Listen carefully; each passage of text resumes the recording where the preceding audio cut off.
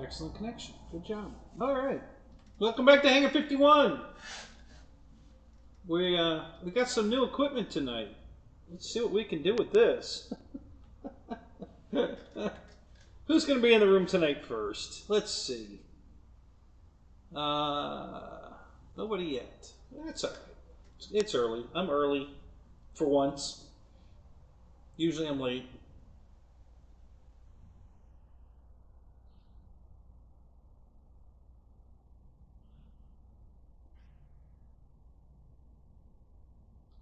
Well, we got somebody here. All right. Who's here? Say hello. Even if you want to be incognito, just say hello. You don't have to talk during the night. You can just hang out. I just want to see who's here. I'm sure others will be in shortly. Like I said, I'm a little early. So, oh wow, I got 2 likes already and nobody's even said hello yet. Damn, I'm good!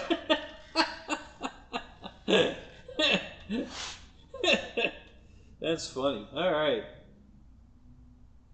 So how's the sound? All right. Can you hear me all right? We got all new equipment tonight. I'm seeing how we're... Oh, we got 4 in here. Somebody's going to say hello now. All right.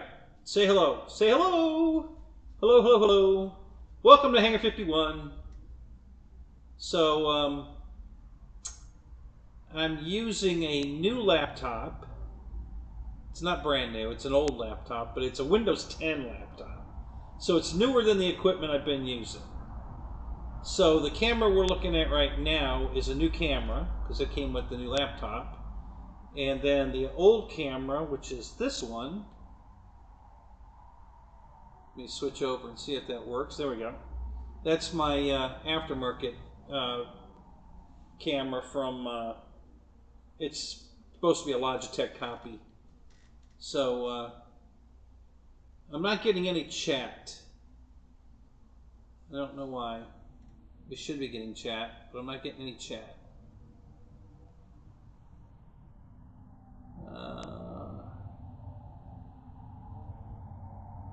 There we go. Now we got the shade. All right, so everybody can see. All right. All right, so far so good. So Boss223, thank you for the heads up on David yourself. I appreciate that. How you guys doing tonight? Paul, good to see you, man. Tim, it's good talking to you today, buddy. Who else is here?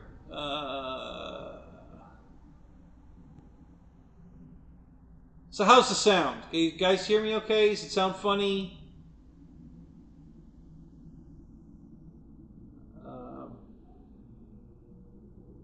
Yeah, again, it's all new. This is all new setup.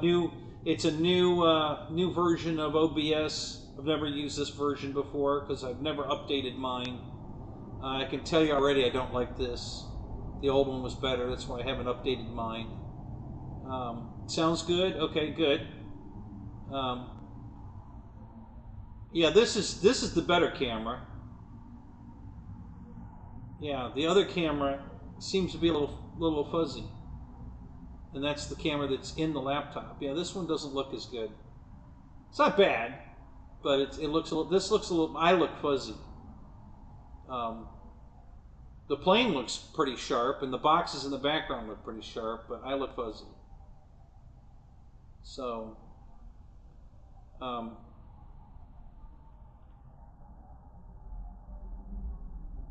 Mike Keller, what's up? So yeah, I decided that this is my ex's laptop because she wants to replace it. She's not using it. It is a Windows 10. It's a Samsung. It's the case is exploding because the battery is about to blow up. I just ordered a new battery for it, so we'll get a battery put in it and then try to flatten the thing back down so it's right. But at least it's working.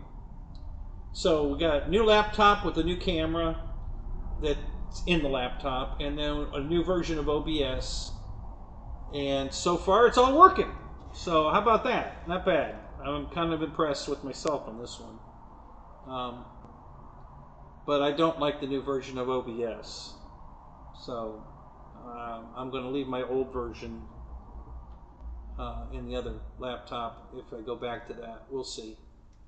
But this is lightning fast compared to the old one. Everything loaded like instantly. I hit the OBS button and boom, it's on.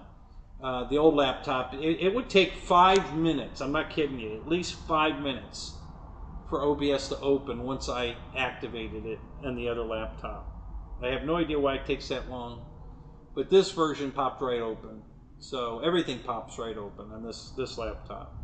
So obviously it has a lot more capacity, a lot more memory, a much faster CPU, everything. So we'll try this tonight and see if it's any better. George Watts, what's up? Good to see you, buddy. Roach Coach, what's up? So anyway, so that's where we're at. We got all new equipment tonight. We'll see how it goes.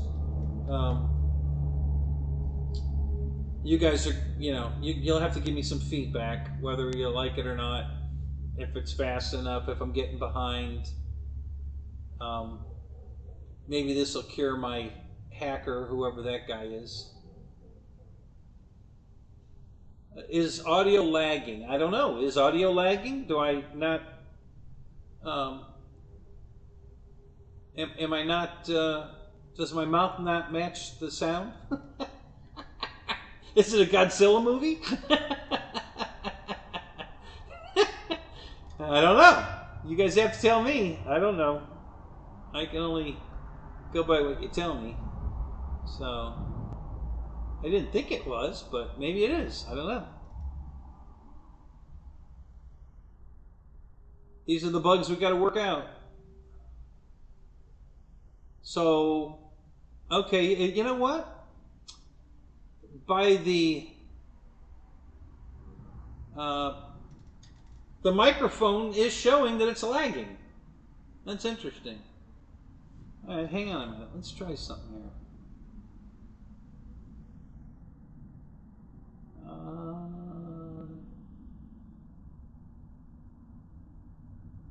Let me see if I can get the... Yeah, let's put it here. Let me try something. I have no idea if this is going to work. Well, hey, we're here to sort it out. So let's see if this works. Let's find an audio capture device.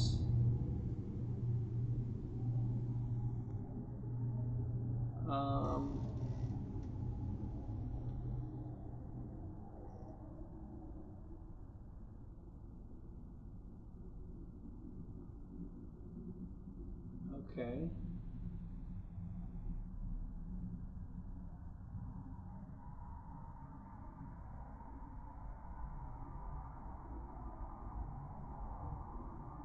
Let's add an existing.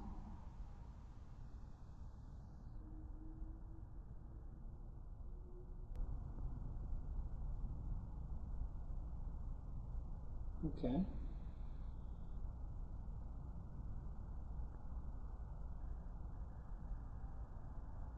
Try that.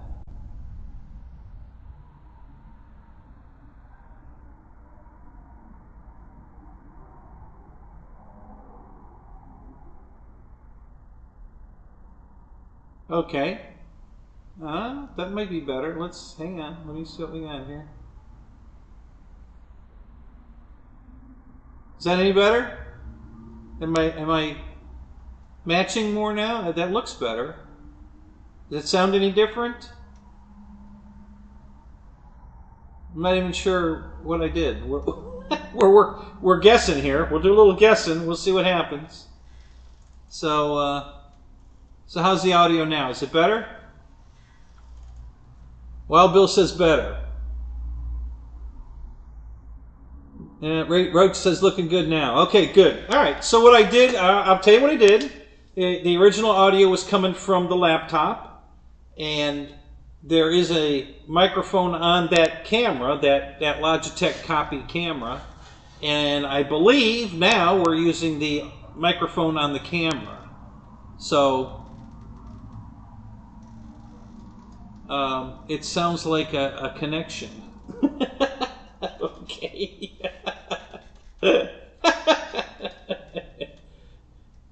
Can I have a cookie? Sure, Michael, you can have a cookie. Help yourself. Just reach right over there and grab one. All right, Slapnuts, what's up? Good to see you, Spence. All right, now we'll get everybody caught back up. That what I did was my ex wasn't using her laptop anymore. She wants to get a new one. This is a Samsung. It's much newer than mine, but it's an old laptop. It's at least 5 years old, but it is running Windows 10, and it has way more capacity, processing speed, and everything else.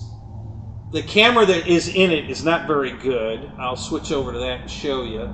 I don't care for this camera at all. This looks fuzzy. It doesn't look good, this camera.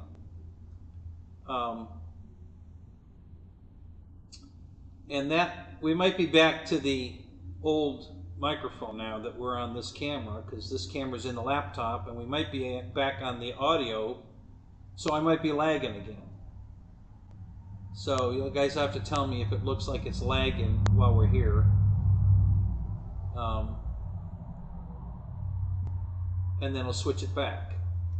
We're in test mode. So Jeff in Delaware, Alabama, what's up, buddy? Sound and looks fine. Okay. All right, good. All right, so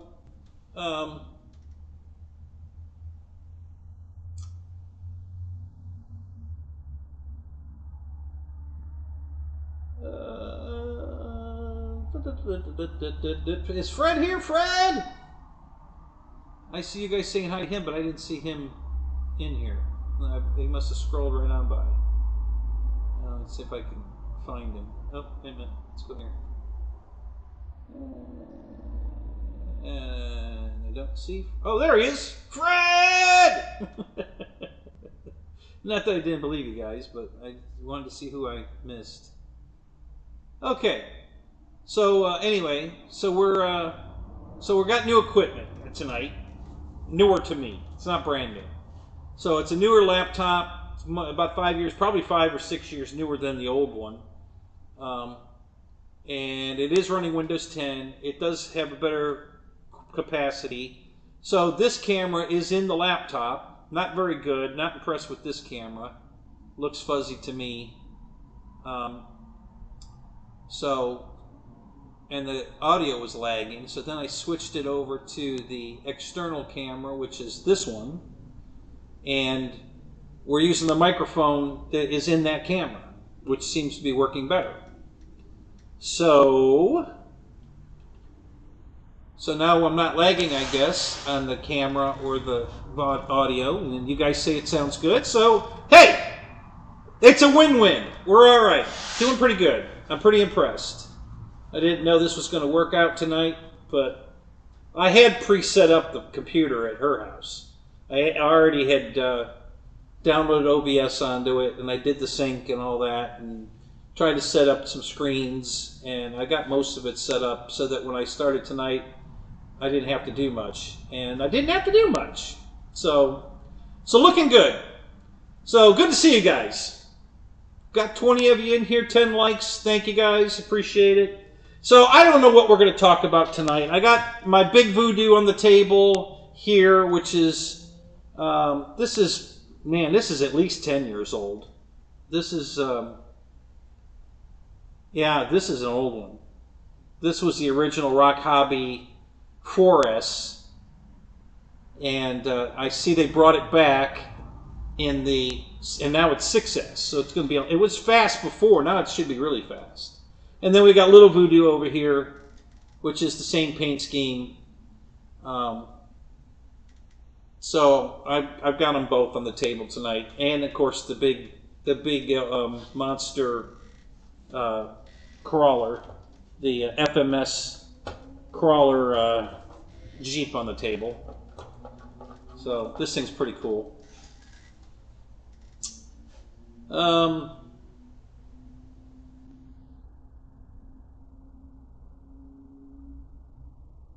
Go do that voodoo that you do so well. Okay. Sound lag is back. Okay, well that's interesting. Why would the sound lag? Yeah, it does look like it's back. Now, why would that be back?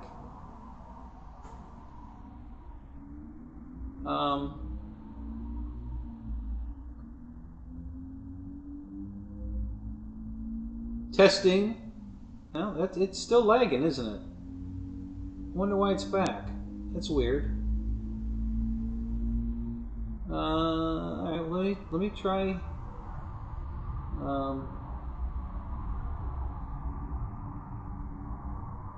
Let's try changing a setting here and see if that makes any difference. Okay. No, still lagging. Alright, hang on. Let's try something here.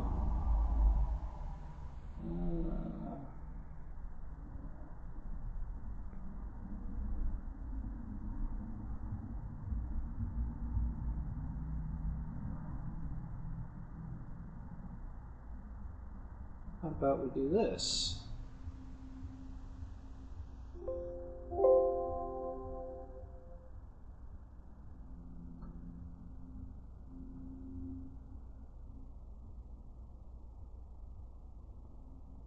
Let's try.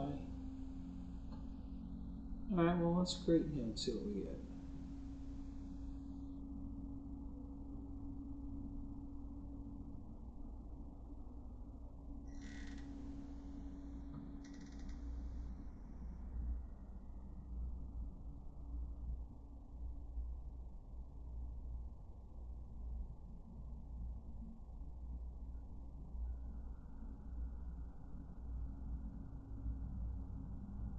Okay, well that's okay. So that's output. That's not going to change anything.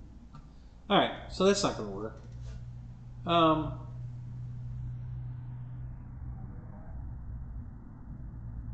Am I still lagging? Is the audio still lagging?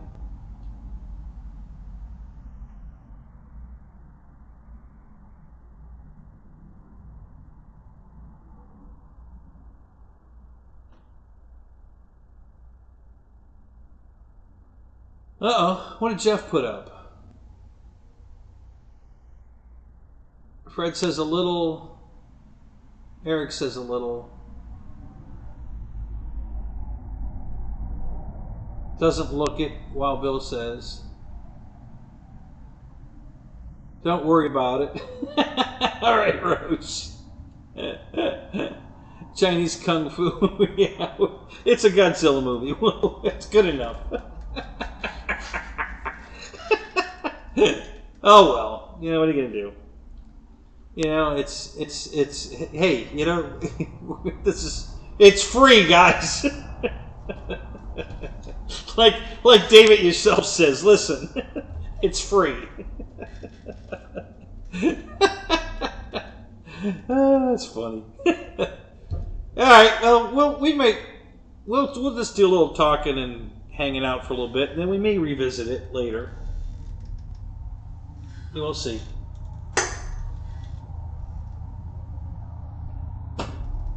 Tell us about the cookies. Oh, this is a big topic. Okay, yeah, these are here. I'll do the Vanna White. You know, so yeah. So yeah. Anyway, Oreo chocolate, the chocolate flavored Oreos. I don't know if you guys get these. I love these. You know, they're fudge filled instead of you know, the white cream filling. This is a chocolate cream filling. I love these. I'll tell you who's got a better cookie even yet is the Winn-Dixie ones, because these cookies, the outer cookie is not chocolate. I don't know what it is. It's Oreo. You know, it's an Oreo flavor. The Winn-Dixie version of this is a chocolate cookie with a fudge inside, and they're even better. Those are awesome. They're Winn-Dixie brand. So if you guys are in Winn-Dixie, try them out. You'll love them. Those are the best cookies ever. I love those cookies. So what else? Back on health food, I see. Yeah, no, just I haven't had any dinner tonight, and I was hungry, so I while I was watching David Yourself, I was snacking on a couple cookies. Oh, you thought I was a white cream kind of guy? No, that'd be slap nuts. Hence the name. Oh, that's funny.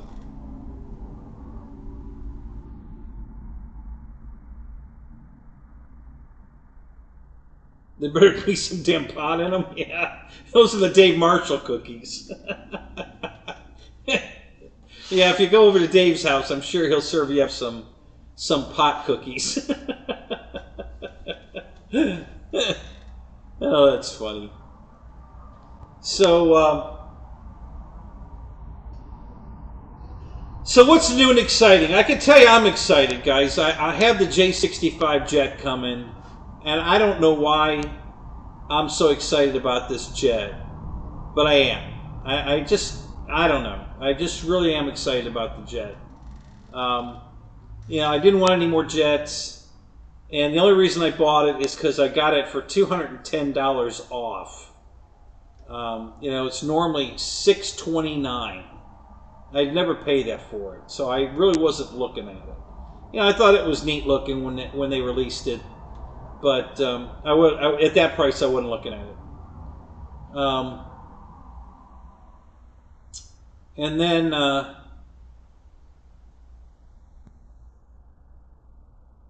you had a Waffle House breakfast this morning. Oh, there you go. So so I wasn't really, you know, interested in it, and I really don't want any more jets. And yeah, free shipping. Yes, Michael, free shipping. Didn't have to buy 3 of them. Just got free shipping. So so anyway, both Bitco Hobbies and Banana Hobbies had the jet on sale for $5.99. So that's $4.99. Yeah, they both had the jet on sale for $4.99. So that was $130 off.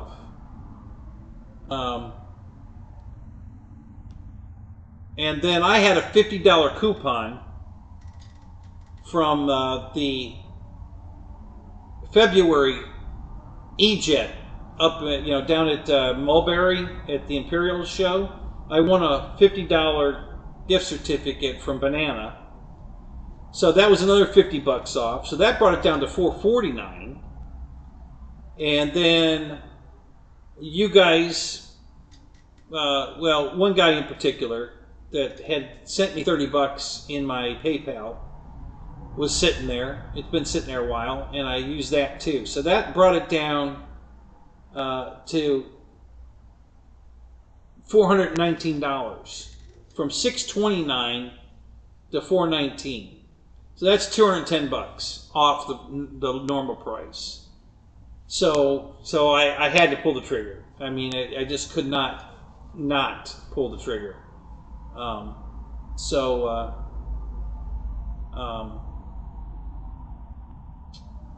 it's on the way. It'll be here Friday, maybe Thursday. I might get lucky. It might show up Thursday. So if it's Thursday, I'll have it on the show.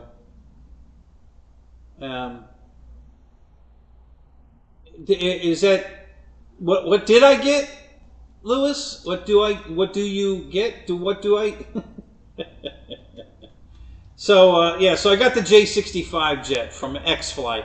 I wanted it because I wanted to see the quality of the X-Fly. You know, you guys have all said that the quality is really good. Apparently, it's some former FMS employees that started X-Fly. So everybody says it's really good quality, and so I'm excited. I'm really excited. I can't wait to see this jet. Been watching people fly it. It'll go 9 minutes easy. If these guys can get 9 minutes out of it, you know I'm going to get a half an hour out of it. So you know, so I'm really excited about. It's not going to be a battery eater, obviously. If you can fly it for 9 minutes, you know, pushing it, sort of, then if I fly it gentle, it should easily get 12, 15 minutes, and I won't be blowing up batteries. So it's a win-win. You know, I can have a beautiful jet to fly with 11 lights on it. Yeah, yes, 11. And not blow up battery packs. So it's going to be very cool. So I'm real excited about it. I can't wait to get it. And the other plane I was going to get was the C-47 at Banana. It's not a Dynam plane. It's made by, I want to say, it might be a Taft Hobbies, actually. I'm not positive who makes that. But it's definitely not Dynam. It's bigger than the Dynam, and it has retracts. And the Dynam is smaller and does not have retracts. So, and I already have one of these. I have the DC-3 version that came in silver. And I wanted to get the green version, you know, the military version, the C-47 version, and it was on sale for $289. Well, when I checked today, it's now down to $229. So now I can get it even cheaper, and I don't have to use the $50 coupon that I used on the other plane. So win, win, win, win, win, win again. So I might order that too. We'll see. I have to see what's going on funds wise, but anyway, pretty good. So that's exciting, guys. There's some good deals out there. I know you guys don't want to buy from Banana and you don't want to buy from Hobby King, but I'm just telling you guys, you might want to give it a shot because I really like this stuff. You have a $150 coupon for me? Oh. Yeah, I know you do. That's funny, Michael. Yeah. So anyway, yeah. You know, I got to check something too. Now that you brought that up, I was going to check this and I forgot. Let's go check it. Now I'm curious. Yeah, see this computer, wow. I opened a new window and bam, it was open. There was no lag, no wait. I mean, bam, it's open. Which my other computer never did that. So this thing is rocket fast compared to the other one. And I do mean rocket fast. So that's cool. So we'll see how this works out.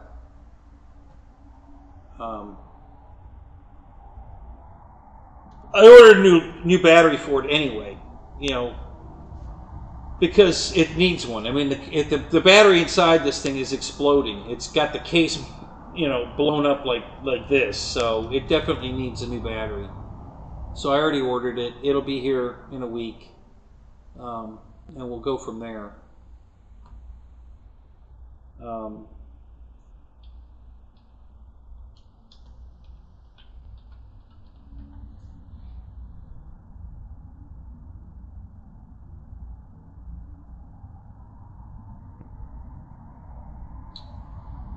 So, just curious, I'm on RC Castle, and I typed in Taft Viper, and there's all kinds of stuff still available for the Taft Hobby Viper. The landing gear is available. The 90mm fan unit is available. It's a 1450 kV 11 blade 90mm. That's available. The landing gear doors are available. The horizontal stab is available. The vertical stab is available. The wings are available. The wing tips are available. And then there's some main gear parts. If you just need the strut, those pieces are available. And all that stuff is in green. That's what I've mentioned so far. So now they do have a nose cone. It's in that bronze color. So if you need a nose cone, yeah, obviously you can repaint it. But they have a bronze nose cone available. And the reason I'm bringing this up, guys, is because we were discussing this Thursday, whether you could still get parts for the Viper or even get one.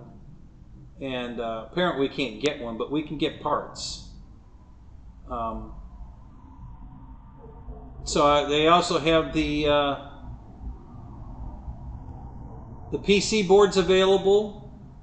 They have the wingtips in the bronze again.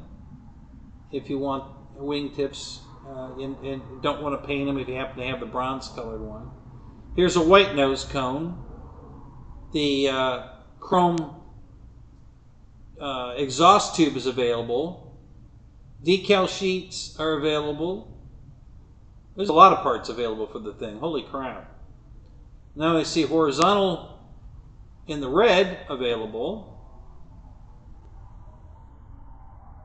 So yeah, there's a lot of stuff available for that jet, Roach. So if you need parts, you can get them from RC Castle. They got red wing tips, red horizontal, red vertical, red wings, servos, all available.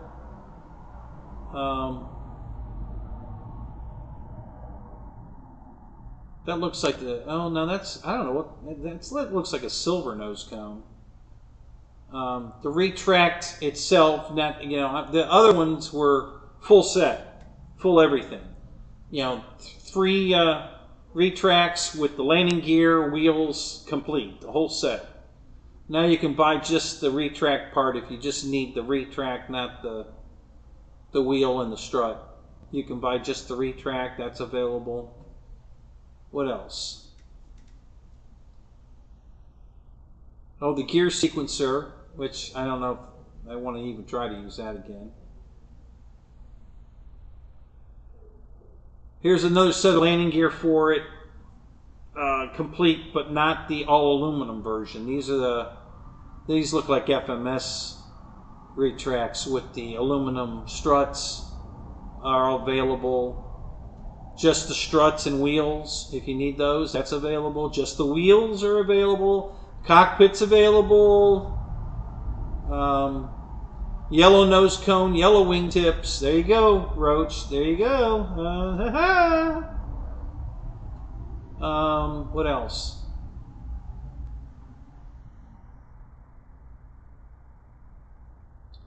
So what are there? There's 5 pages. Okay, well maybe not. Page 5 is just the whole jet, and that is out of stock. And page 4 has some more jets out of stock.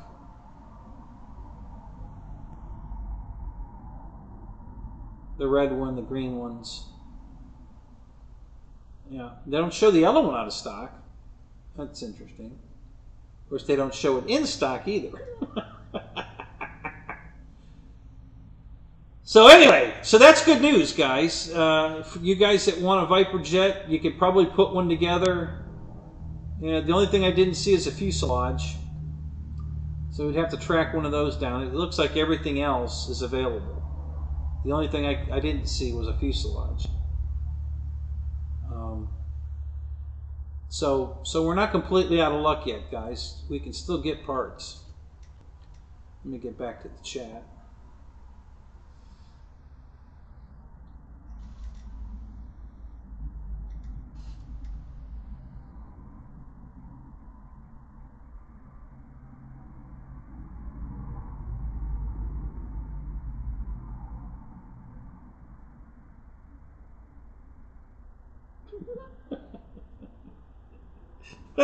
Alright, wait a minute, Roach. Okay. Don't you have a flyable one too?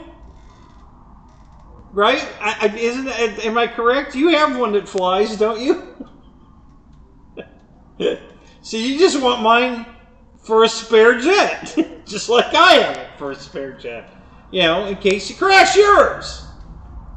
Or maybe you're planning on transferring all your parts over to the yellow one, so you have a flyable yellow one, and then you'll have a spare jet in red or green, whichever one you have. So,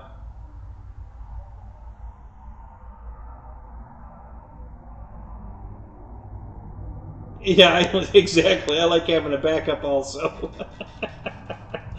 That's why I have it. You know, I did this thing.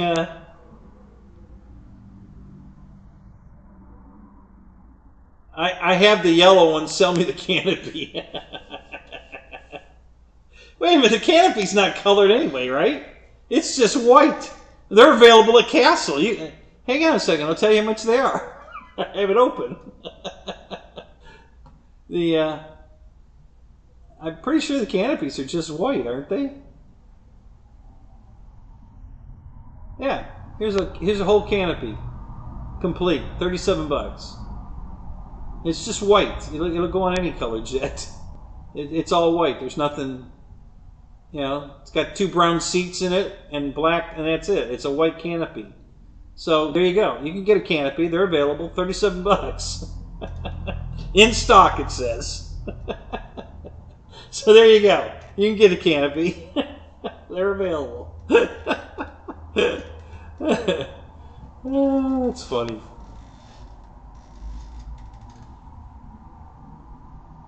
The canopy is yellow. Really?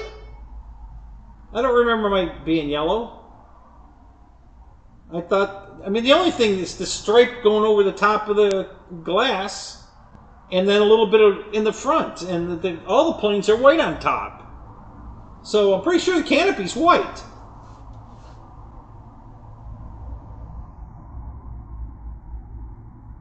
Yeah, and $100 shipping. Well, yeah, maybe. I don't know. You'll have to, you know, put it in the cart and find out. Let me see if it'll tell me. I'll put it in the cart and see what happens. I'm curious. I'm curious too. I want to know what they're going to charge in shipping. So, all right. So we'll put the country in the United States, not United Kingdom. There we go. United States. And we'll add it to the cart. Hang on, region, Florida. Okay, well, yeah. Hold on. Where do you live, Roach? I forget. Let me put it in there. Where do you live?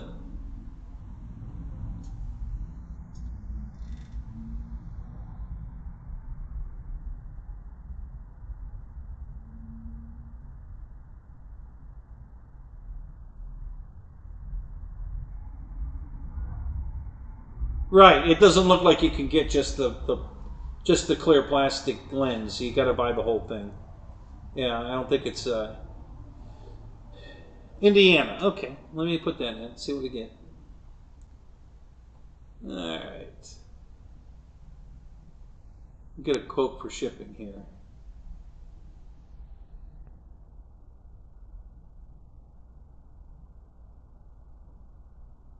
All right. That's what we got now.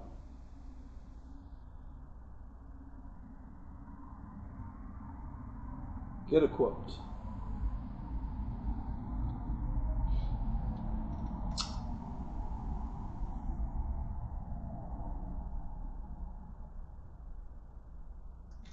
$19.50. That's all they're charging for shipping. That's not bad. So $37 for the whole canopy with seats and everything. That's the only way you can get it. And $19.50 in shipping. So that's not too bad. Hell, I'd pay that tomorrow. I'd pay that right now if I could get a Carbon Z T28 canopy. I can't get one anywhere. I would be glad to pay. What is that? $50-some? 60. Yeah, 50. Yeah, 57. Yeah, it's under $60. I'd pay that right now if I could get a Carbon Z T28 canopy. So, yeah. So that's not too bad.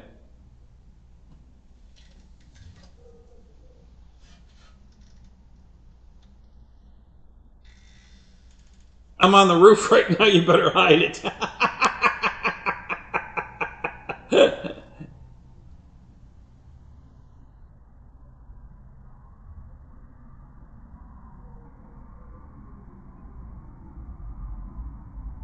Just order 3. There you go. Yeah, if you order 3, you get free shipping.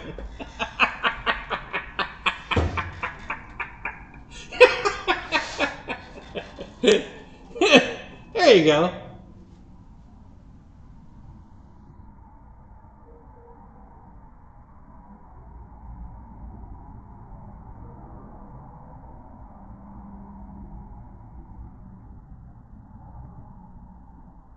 Yeah, that's pretty typical at Walmart, Michael.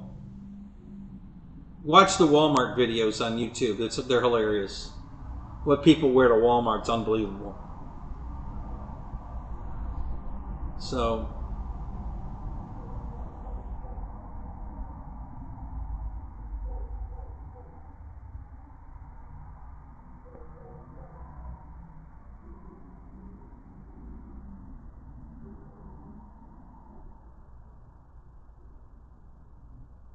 so we're just going to order 6. There you go.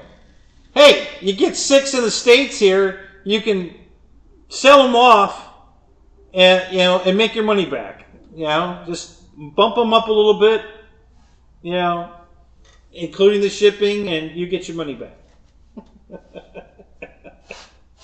Play your cards right, you'll end up with a free one. You sell 5 and have a free one. So there you go.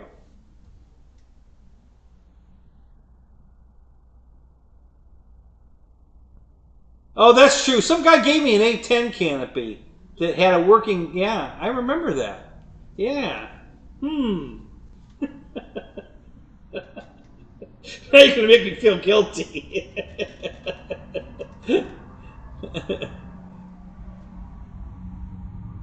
No, it's on the plane. I put it on the plane on the air while we were talking about it and made it work.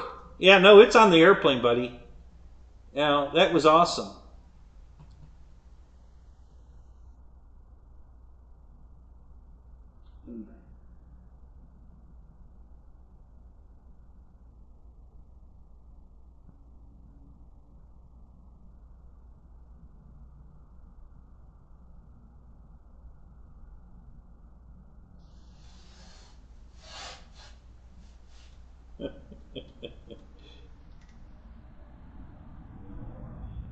Okay, so what else is going on? Anybody see any good deals? Anybody bought anything cool? Yeah, where is Furball? I haven't seen him in forever. Rando Vision, what's up? Good to see you, Randy.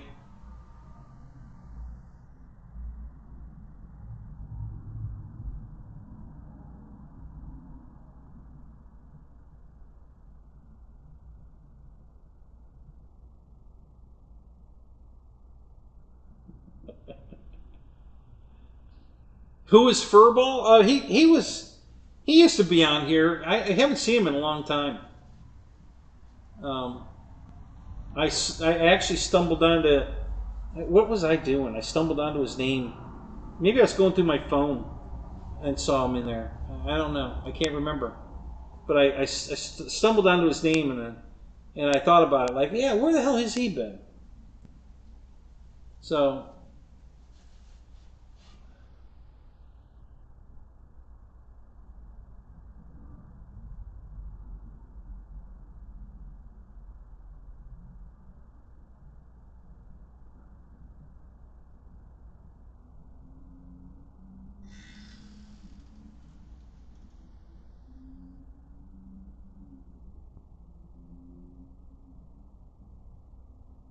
Grandpa Gary, yeah, I saw him recently. Not too long ago. I think the last plane I saw him reviewing was the... no, I think I saw him review the Arrows. I think it was the Edge 540. I don't know if I saw something after that or not. You guys tell me. Did he do another review after that one? I knew he was going to break it. The way he was landing it wasn't going to work. I was watching him. I knew he was going to break it.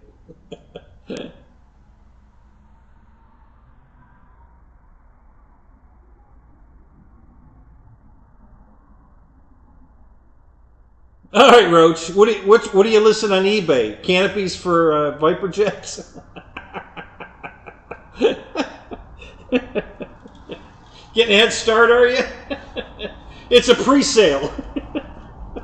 Horizon's expert at that. You know, do a pre-sale on it.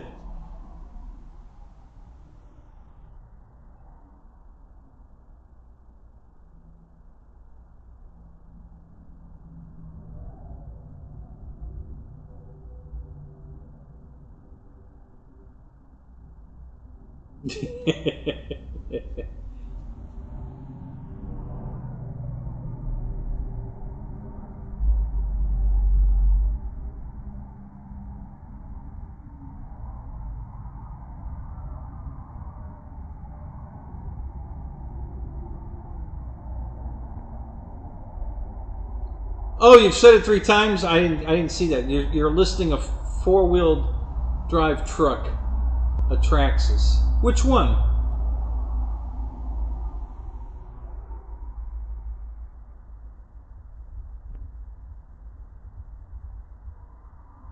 You'll be back to harass. I welcome your harassment, buddy. Hey, tell me about this truck. I might be interested.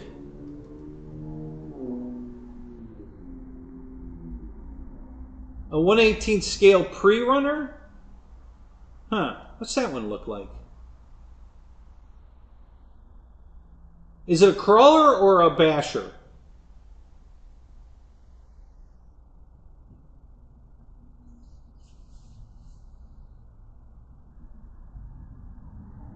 Yeah, Chip, it'll have to be free shipping.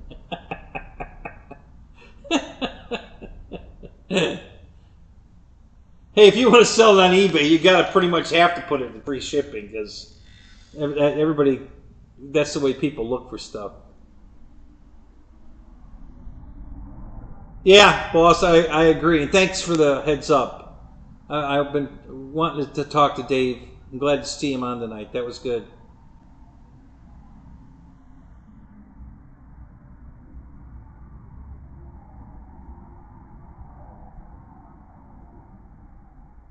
Oh, no kidding. Okay, yeah, I'm really looking for a, you know, I think it was Ryan said last night that Traxxas sells an 18 scale crawler for $150. So I looked them up. A-Main has them, and yeah, I'm kind of interested in that. I might actually pull the trigger on that. I don't know, not right now, but I'm thinking about something.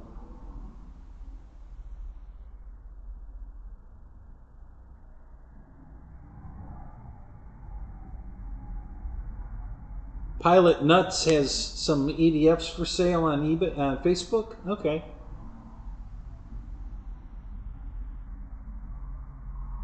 You hear all the rednecks in my neighborhood? Yeah, there are some rednecks in my neighborhood, that's for sure.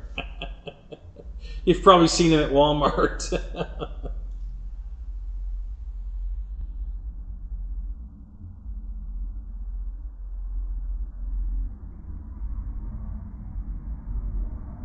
Yeah, that's the right way to do it, Roach. Because if you sell it free shipping, then you're actually paying eBay for the shipping. You know, part of your shipping costs. Instead of, if you break it out, then eBay doesn't take any of your shipping costs. So it's a free truck. The shipping's $150. You don't have to pay for it.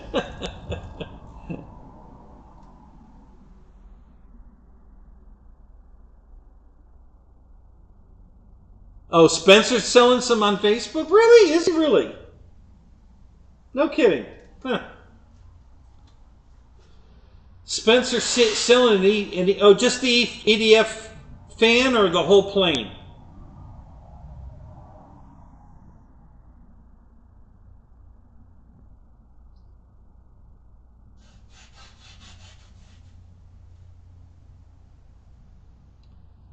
I was just thinking about a twin that I might have that needs fans, but I can't think of what it was.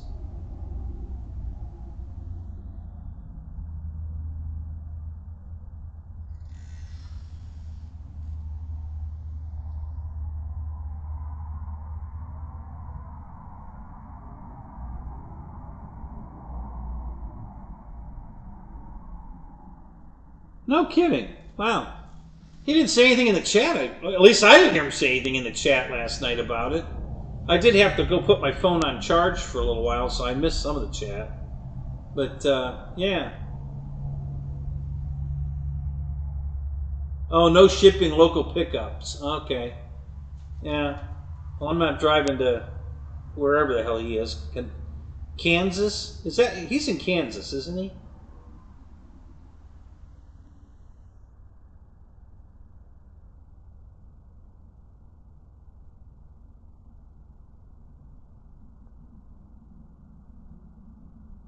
Yeah, there you go. $300 for the jet and then $75 for shipping. You can buy a brand new one from Horizon and get free shipping for that. You know, so yeah, that's no deal. Yeah, Lawrence, Kansas. Yeah.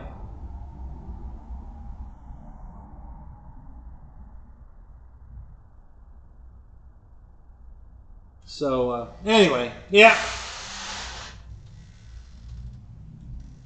Spencer's local to you. Are you in Kansas, Michael? I didn't know that. It's hard to keep track. Listen, guys, you know, I know like 100 of you, and there's no way I'm going to remember where all you live. I'm lucky if I can remember your names.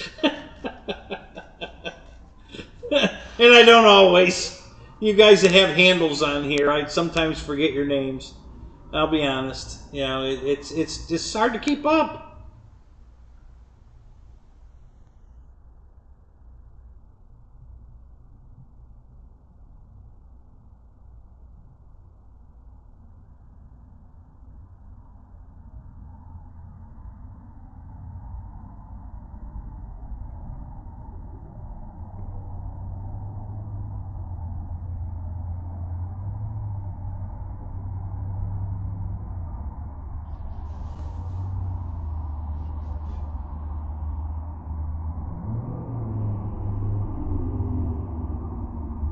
Michael, have you and Spence have you gone flying together, you two?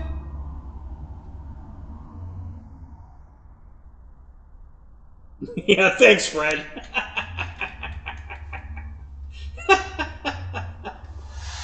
Yeah, that's what I need. I need a. Can I? Is it an open book test? Yeah, an open phone test? Can I cheat and use my phone to look your names up in your phone in my phone directory?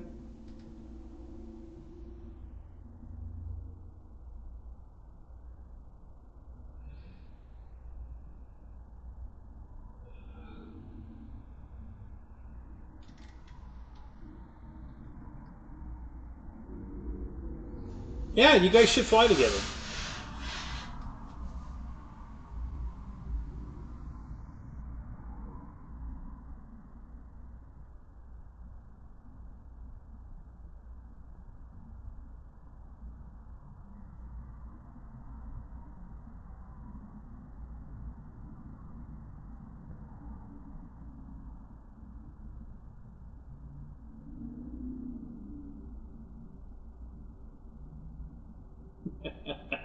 There you go, Randy.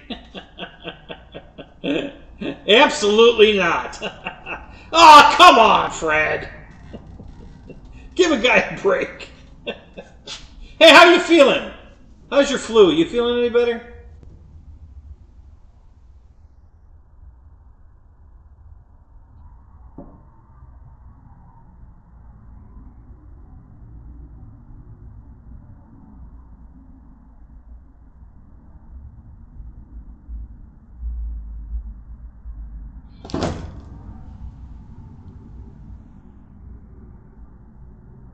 That's good. Glad to hear that.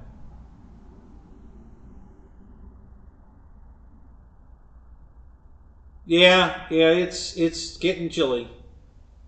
It's almost in the 50s right now here in the hangar. So I've got my sweatshirt on, but I'm already getting a little chilly. So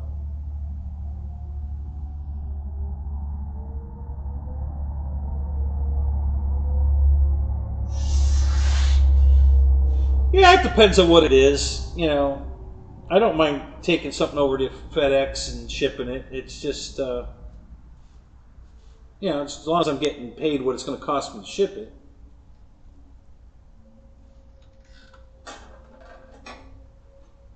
Now see, damn it. I think this thing's already warped. Yep, it sure is. I haven't even put it on the damn airplane yet. It's already warped. It hasn't gotten that hot. I hate these wing struts. Yeah, they're both warped. What a pain in the butt. Yeah, the FMS wing struts, if they get it heated up at all, they warp. It's a real pain in the ass.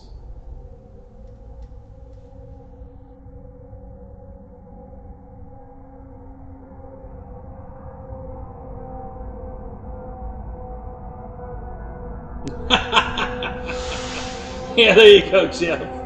Yeah, if it's not pristine, he can't sell it pristine, he's going to just give it to Jeff. Or sell it to him at a deep discount.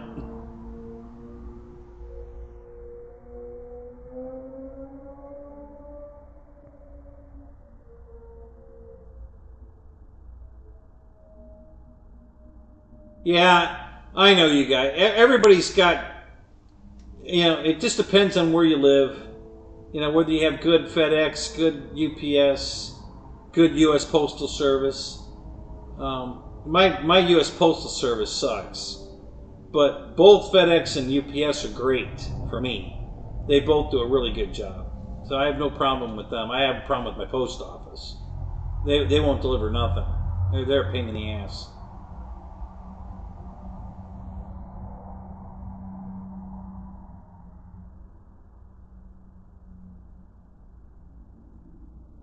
Yeah, I don't go quite that far. My planes look good, but they don't look brand new. I fly them, so they get hanger rash on them. But I try to keep them looking good.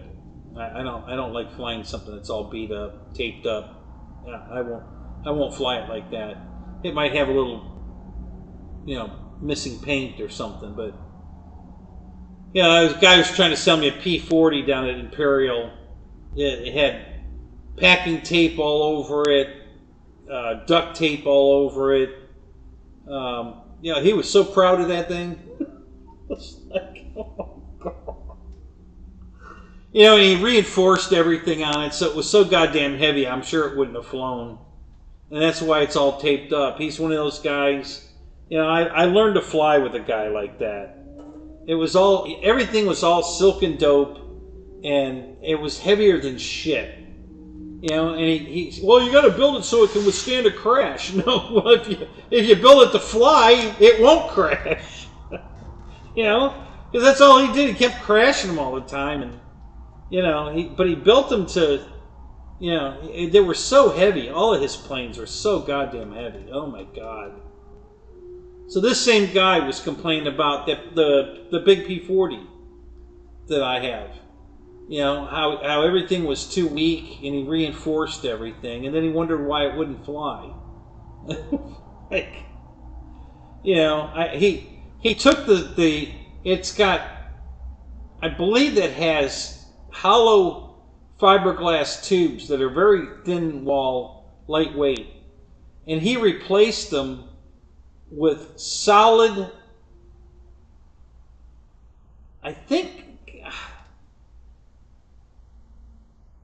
I don't know if they were solid carbon fiber or solid fiberglass. They might have been steel, you know, but the plane was so goddamn heavy. I'm like, oh my God, no wonder it won't fly. Oh yeah, those will never hold up. They're way too weak. You got to have something stronger than that. And I'm like, oh my God, it's a foam airplane. My God, you know, how strong do you have to make the damn spars? Keith Christie, what's up? Good to see you, buddy. So yeah, I don't subscribe to that thought process at all. Keep it light, make it fly, learn to fly. You know, Don't build it to withstand a crash because you don't know how to fly. Learn to fly. You'll be way better off.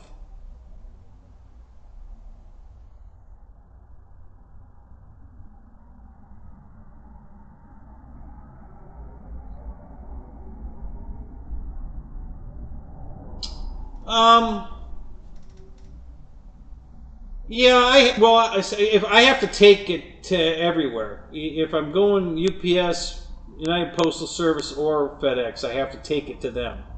They don't have a pickup service that I'm aware of here. They may, but I don't know what would be involved in that.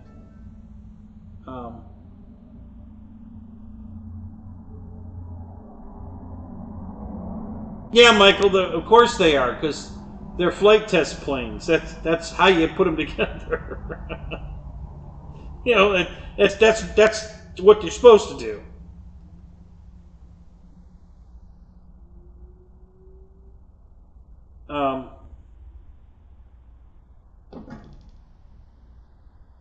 Yeah, you know, when you break the wing off and you put it back on with epoxy and then duct tape, you know, and reinforce it with a solid steel rebar, and then wonder why it won't fly.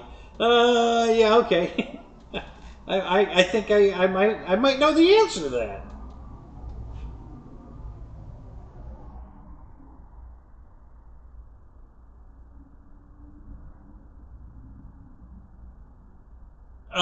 Is that the United Postal Service? Is that what you're saying, Roach? That you can request a free pickup? I didn't know that.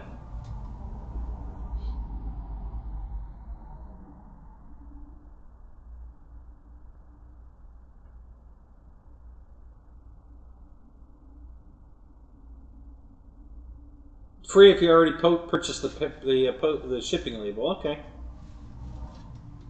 Don't they want to know how much it weighs? How do they verify that? You know, the size of the box and how much it weighs. I know UPS uses that chain. You know, they got to wrap it around and then down the side, and if it doesn't fit the chain, it's more money or some shit. I don't know. Everybody's got it. I know at FedEx they weigh my packages. I don't think they care too much about the size. I've never seen them measure one. They just weigh it, and then they charge you by the weight.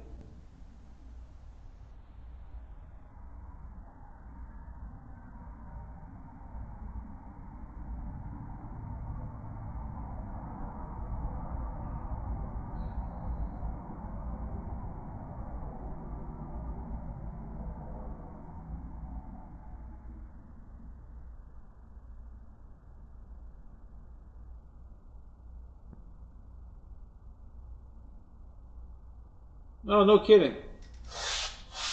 Yeah, I've never done it that way. I just put a price in for shipping. You know, I usually make it, you know, maybe slightly higher than what it actually would cost, because I'm figuring, you know, I got to have gas money to drive it to the airport to ship it anyway. So I just round it up, get it somewhere close. I've never done this. I've never weighed it and measured it and all that. I haven't done that. I don't sell a lot. I have sold some stuff on eBay, but not much. I do a lot of buying on eBay. I don't do a lot of selling.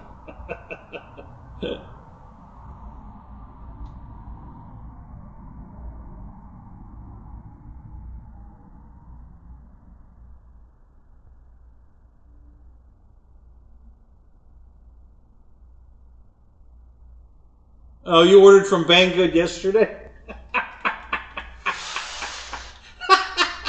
What'd you order? Tell us what you got. Did you get I bet you ordered a Harbor Freight airplane from Banggood, didn't you?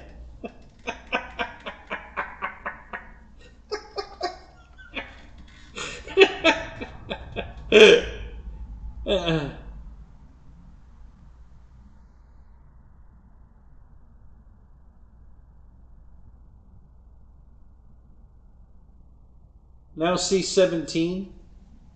I don't know. Are you talking into your phone? Tim, and then you didn't check it.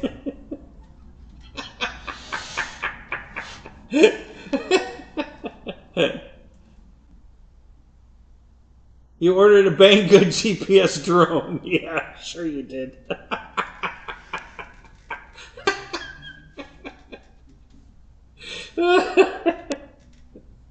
At least I know you're not sleeping during my show.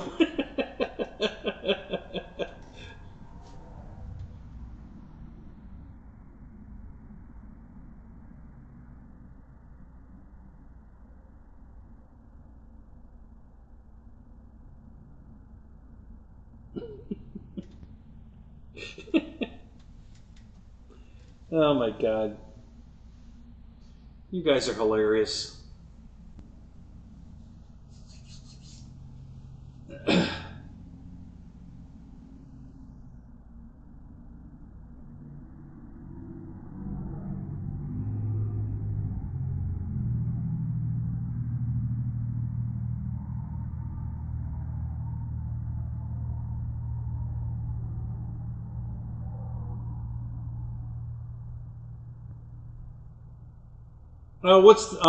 I don't know about this. What's the government $600 rule? What does that mean? I have no idea what that means. I don't watch the news. I don't pay attention to anything political. So I have no idea what that means.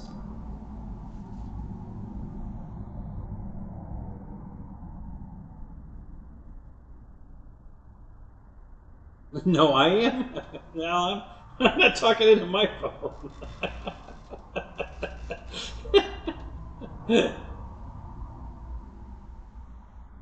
You hope you didn't get fucked? Yeah, I hope so too. You can't return it.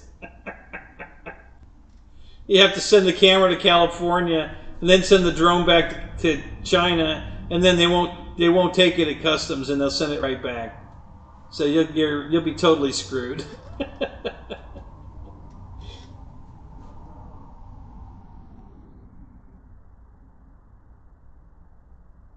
Yeah, you got screwed when you turned my show on. The screwing started immediately.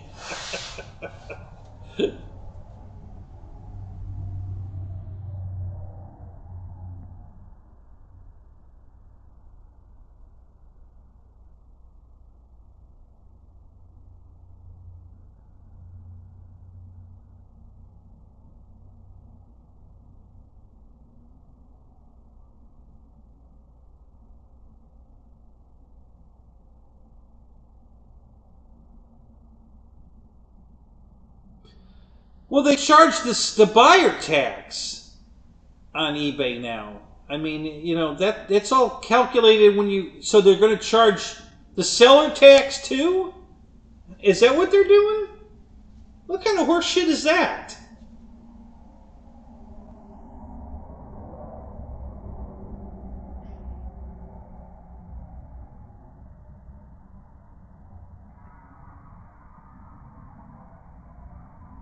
It's supposed to be here before 2024.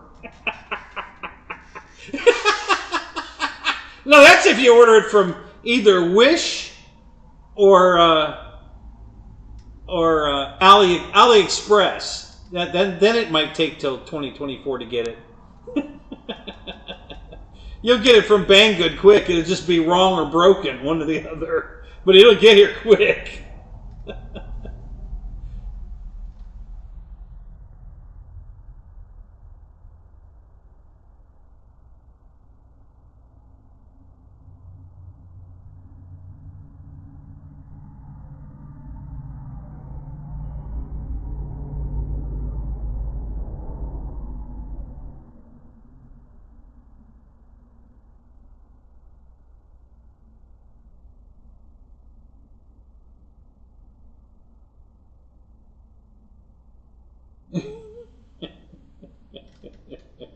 Yeah, Rando, I don't doubt that.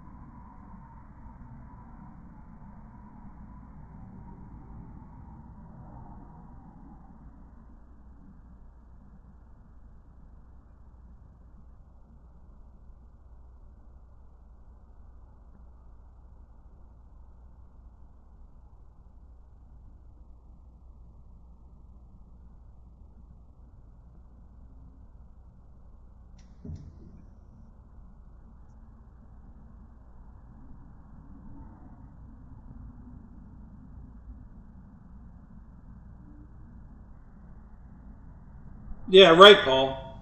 Yeah, they'll just rescind the money that they promised them, and they'll have to work for less. They'll just have to suck it up, like the rest of us.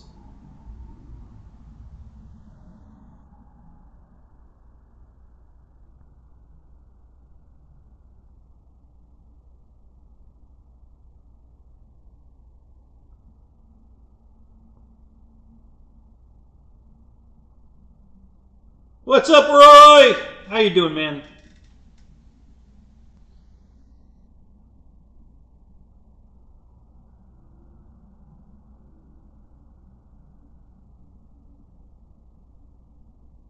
Yeah, I don't blame you, Roach.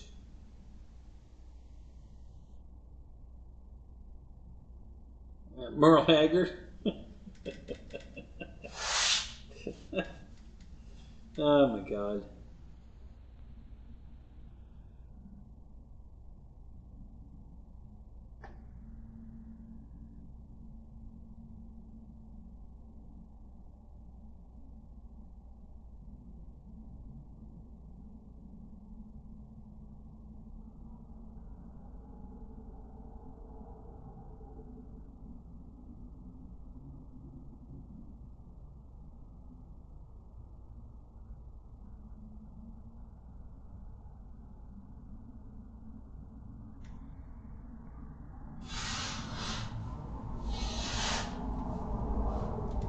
Chris, how you doing tonight, man? Good to see you.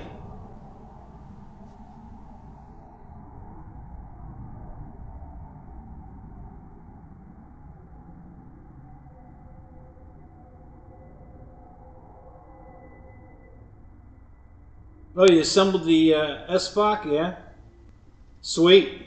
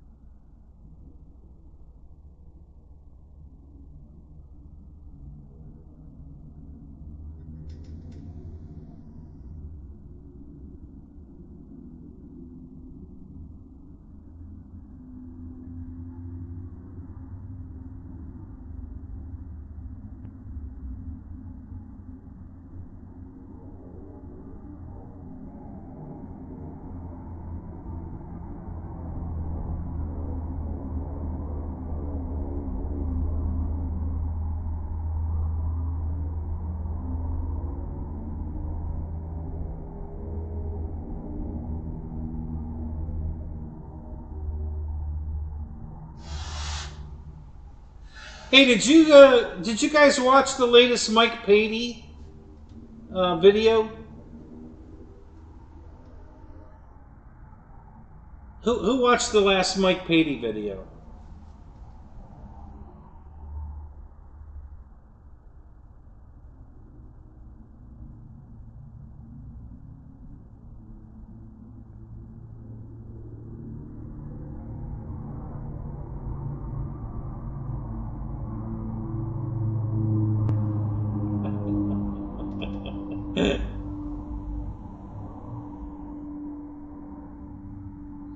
Well, I'll tell you guys what he said. So, because general aviation is going away everywhere, they're closing airports down everywhere.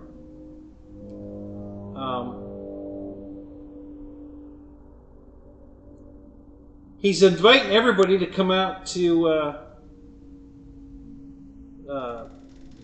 what is it, Fork Springs, wherever he is, Idaho or Iowa, wherever he is.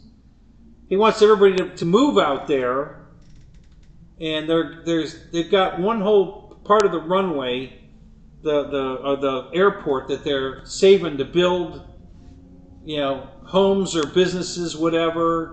They want us all to move there and fly with them and bring general aviation to their airport. The mayor there, the people that own the airport, everybody's on board with this. Yeah, they want Spanish Fork. That's it. Yeah, they want us all to move out there and fly with them and bring general aviation back to to grow general aviation. See, he wants us all to move out there.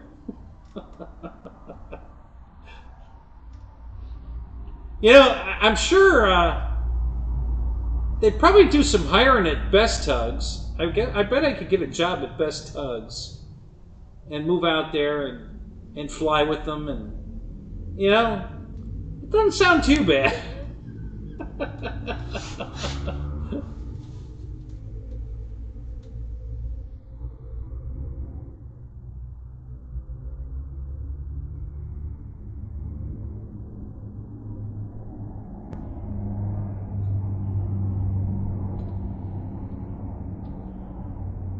Yeah, Roach, I know.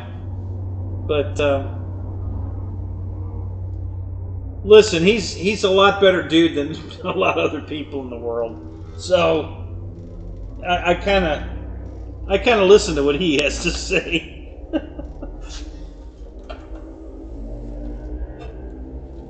Are these shocks adjustable?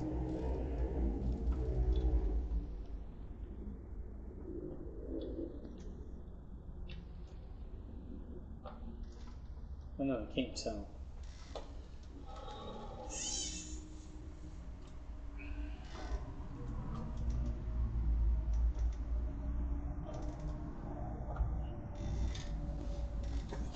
Mm.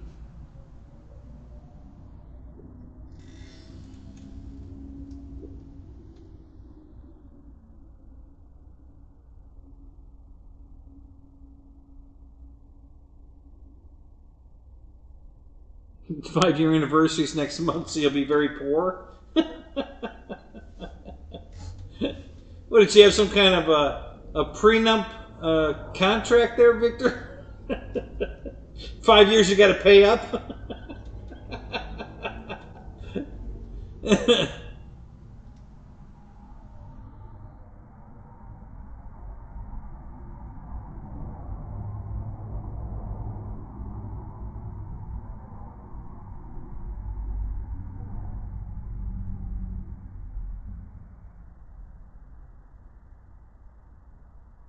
Flag it for what, Paul? That I don't have any money in my bank account?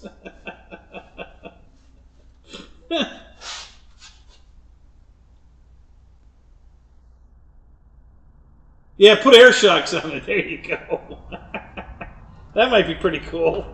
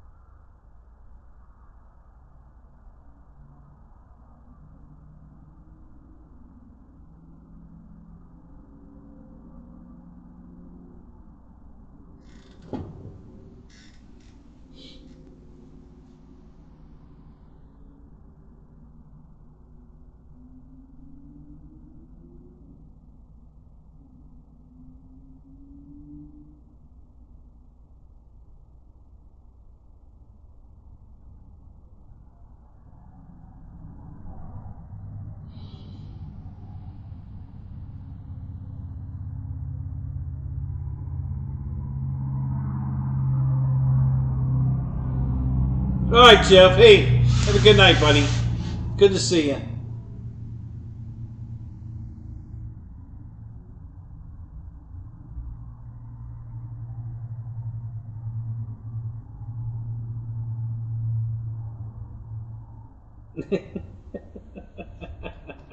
Oh, really, Victor?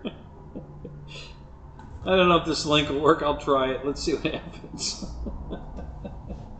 Oh, there you go. Your Bob Violet models? Yeah. You're going to need to take out a mortgage.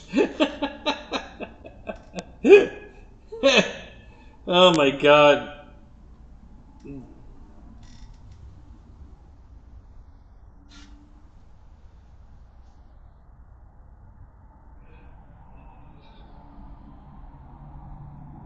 Yeah, exactly, Keith. Now you're talking real money.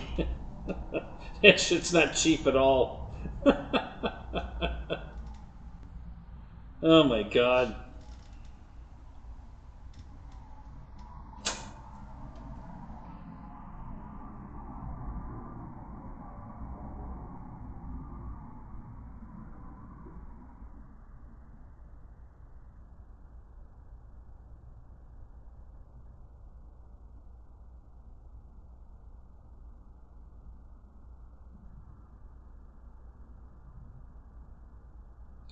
Yeah, that's F-18 he's advertising here. $7,600 before you put anything in it. That's just a kit. Good God. Yeah. Yeah, that's way out of my price range.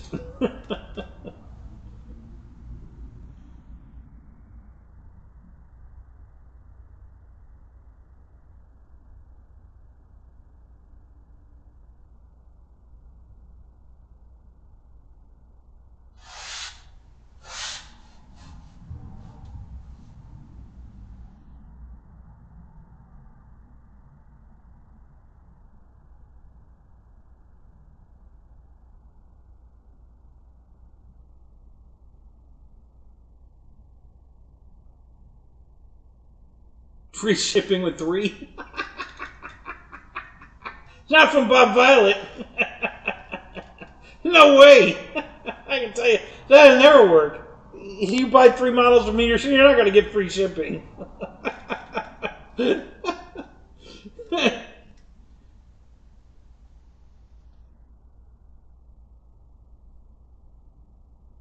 Oh my God.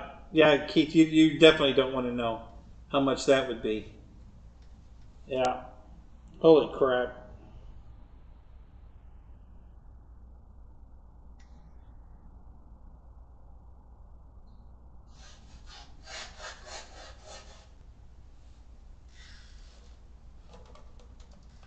God, this thing's heavy. Jesus.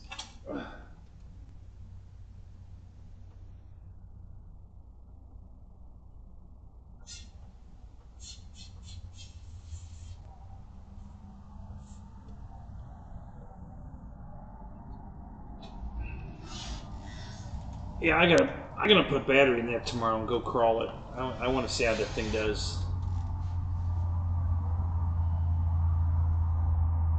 Yeah, I need to sell another farm.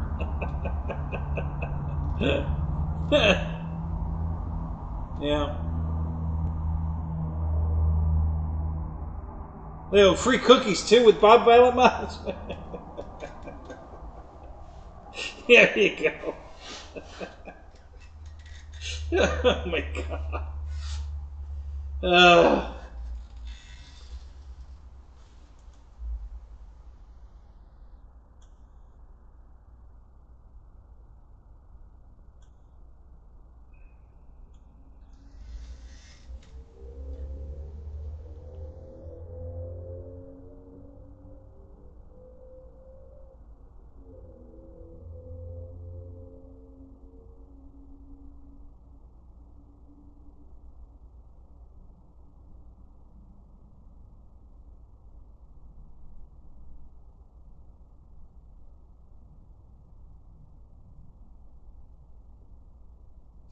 Yeah, it's getting cold out here, guys. It's 57 right now.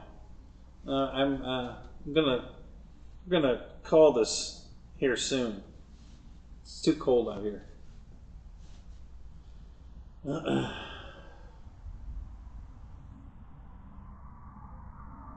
You have trillions and get free cookies.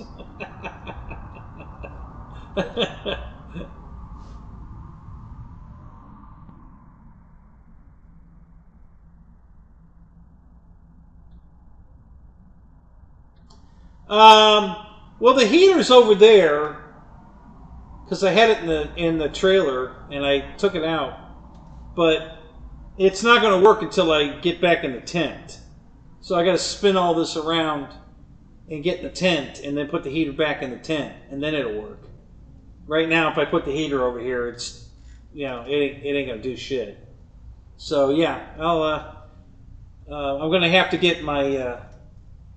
I gotta have to turn this around and get set up in the tent again. So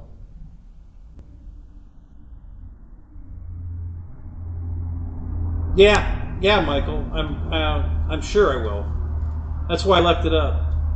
I was gonna take it down, and I didn't get around to it, and now it's time to use it again. So yeah, I'm gonna rearrange all of this and get back in the tent, and probably, yeah, maybe by Thursday. We'll see. We'll see how things go. I've got so much going on right now.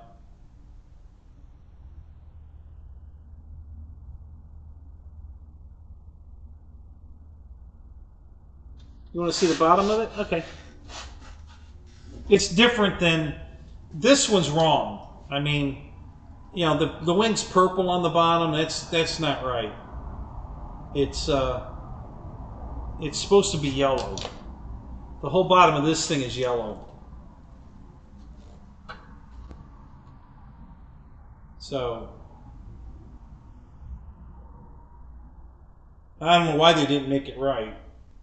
I guess they just didn't want to open a can of yellow paint. But yeah, that's the way it should have been. The little one should have been done that way. They've got the fuselage right. But they didn't. The wings are supposed to be yellow. So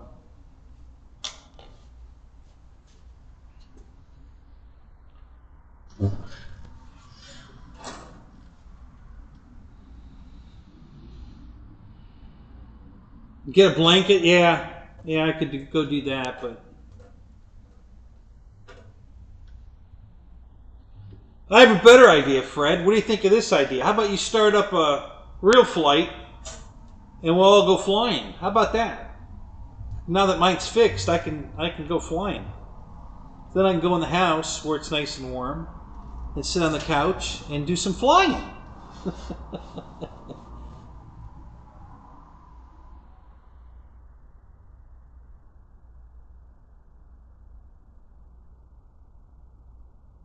There you go. That's a great idea, Michael. Are the cops there? Are they chasing you through the woods?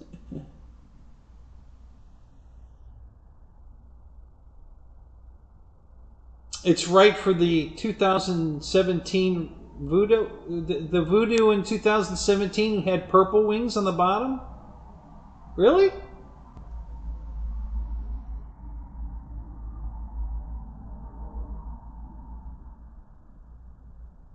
Yeah, no. No, Randy, Barb's gone. There's no more Barb.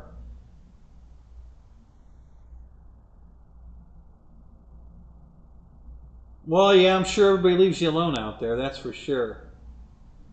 Yeah, well, we could do it tonight and tomorrow, can't we, Fred? There's no limit on that.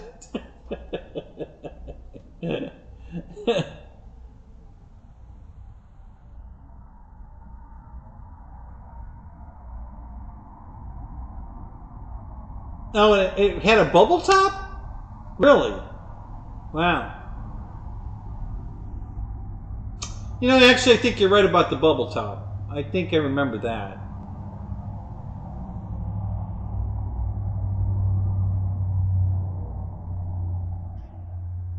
Yeah, I understand, Fred.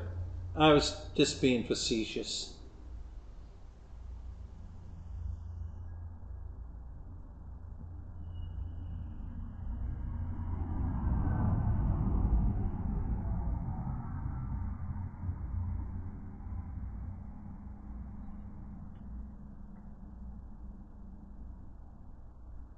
Yeah, I love this hobby to death, guys, but I have huge uh, money limits. You know, I buy the cool, cheap stuff. I just cannot afford anything that expensive. Um, the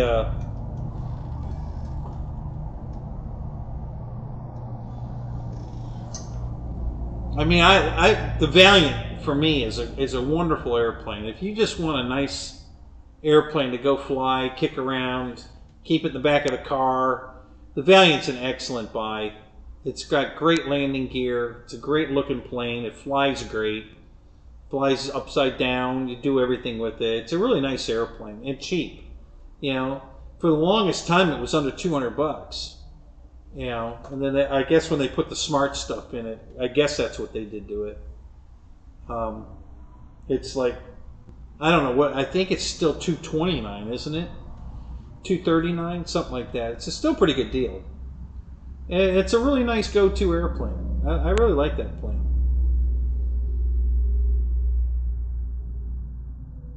You're back? All right. Us bitches welcome you back. Good to see you.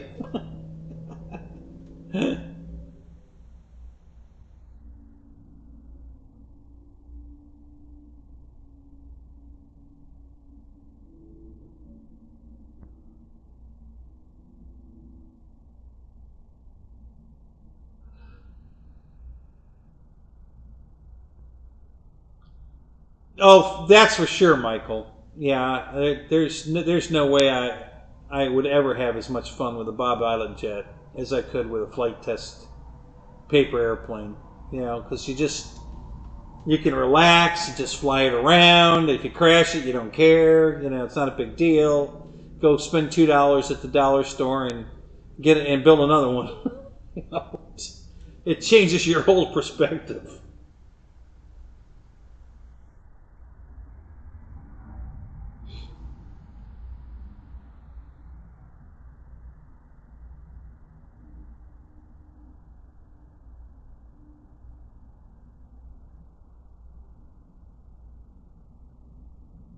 Yeah, absolutely, Fred. I mean, there's you're just going to have a stress pucker factor, you know, before you even take off. You know, because you've got it's just too much money invested. You know. Yeah, exactly. A flight test plane is zero stress. You know.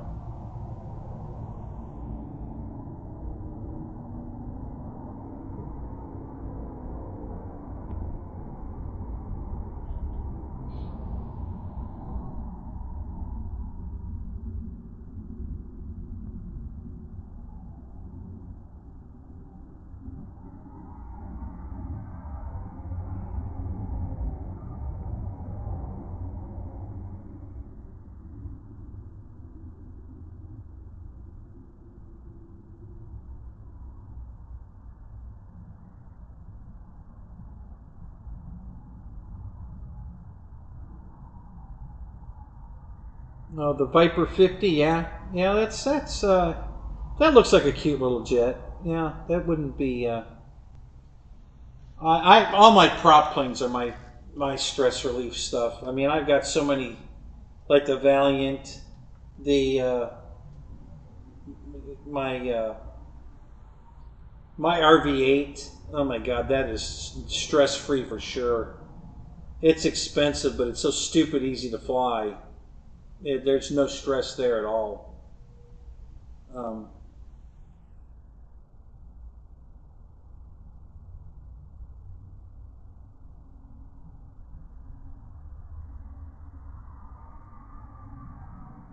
oh no, mine either. My ex, well, even when she was my wife, and I was buying stuff, that was never a factor because I'm a penny pincher myself. You know, you guys know that. I buy everything on sale. I don't pay full price for nothing. I got to get free shipping, even if I have to buy 3 planes to get it. So I'm my own barometer on the spending money. I just refuse to spend it. You know, I mean, like the J65 I've got coming. There's no way I've ever paid $600 for that airplane. It's $630. And there's just no way I would have spent that money for that jet. That's why it wasn't even in my radar screen. I didn't even give it. I didn't give it a second look. I thought it was cool when it came out, and I saw some of them up at Alabama, and I thought they looked really cool.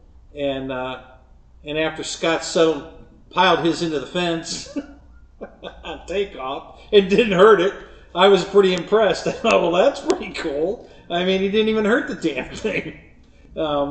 He's watching the wrong. They had 3 of them on the runway, and he looked away, and when he looked back, he was looking at the wrong airplane, and everybody took off, and he's watching the wrong plane, and his went into the fence. I think the only thing he broke was the landing gear door. The plane was fine. He got it off the fence, gave it a quick once-over, and put it right in the air, and it flew fine. So, yeah, I was pretty impressed. So when it came out at $499, I was like, And then I thought about my $50 coupon that I have at Banana, and I'm like, So, yeah, that was a good buy. I was pretty happy with that. No, Paul, I haven't fixed it yet. Right now I'm packing up everything that Barbara left behind.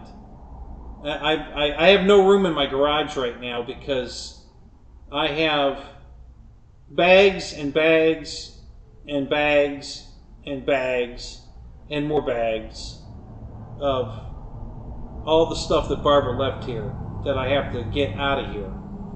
So I'm bagging everything up, and I'm talking not like garbage bags or shopping bags. I'm talking luggage full of stuff.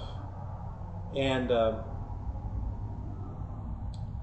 I've been working on trying to get my house cleaned back up because it's an absolute mess.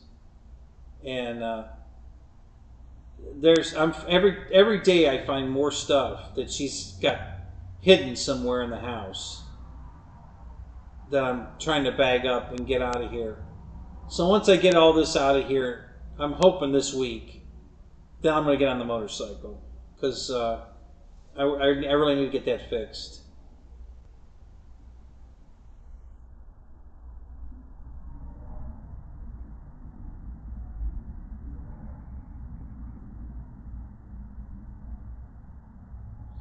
Yeah, I have the FMS version of it, Mike, the Red Arrow. I really like it.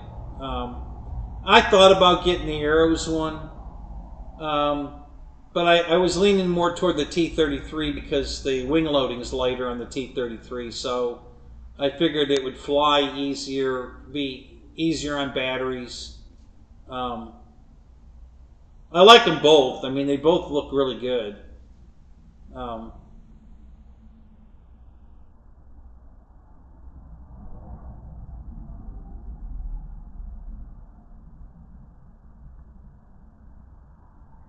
Yeah, you like it on 4S? Yeah.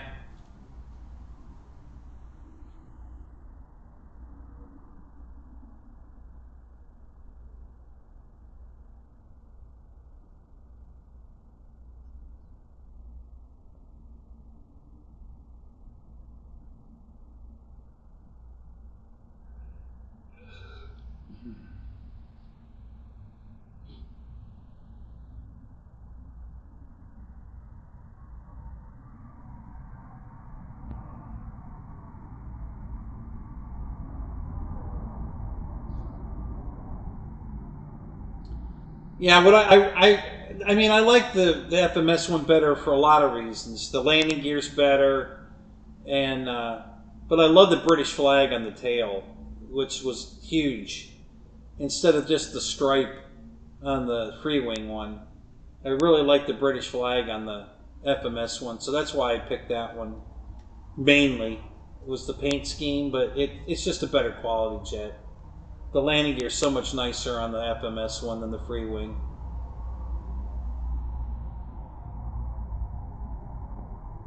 Scott, what's up? I just mentioned you. Your ears must have been burning.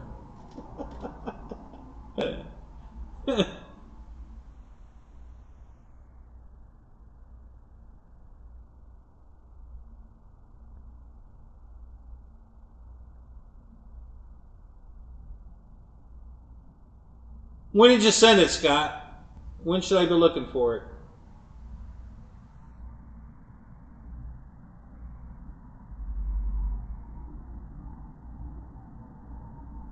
Yeah.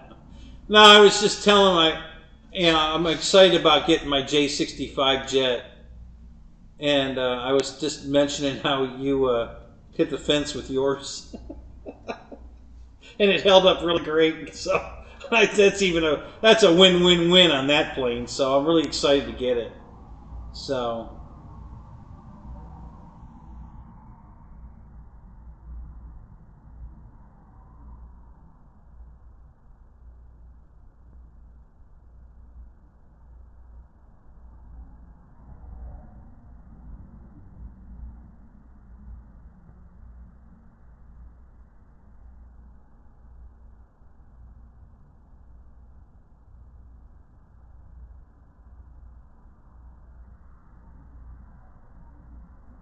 Tuesday or Wednesday? Okay, cool.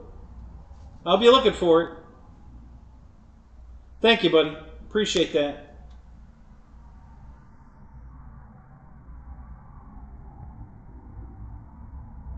I felt bad that it hit the fence, but yeah, listen, I've been there, done that myself. Look away, look back, you're looking at the wrong airplane. It happens. I've done it. I didn't have a fence to hit, so I just went into the high grass and it stopped. So, but yeah, I mean, you put it right in the air anyway. I think the only thing it broke was a gear door, right? That's the only thing. That was the only damage, was one of the gear doors. So that was awesome. Just another reason why I wanted to get that plane. I'm really excited about it. I don't know why. I'm just really pumped about getting this damn jet. I really don't know why. I guess just all the hype about it and how everybody loves it. Oh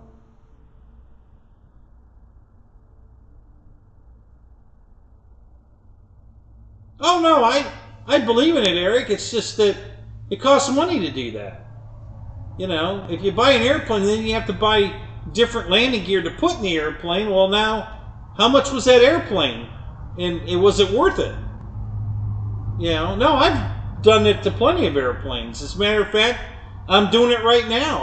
I'm putting FMS landing gear in my LX Corsair, because the landing gear that was in the Corsair is crap. So I bought an extra set of the new upgraded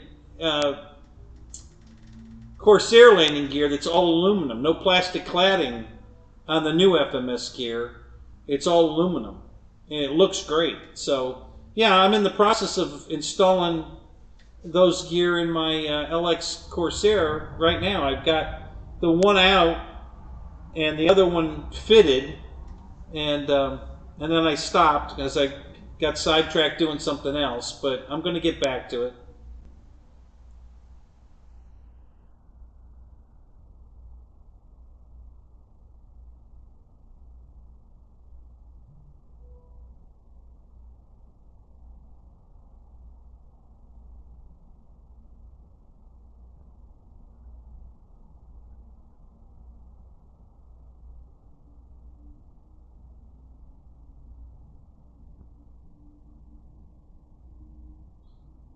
All right, Scott, we can work on that.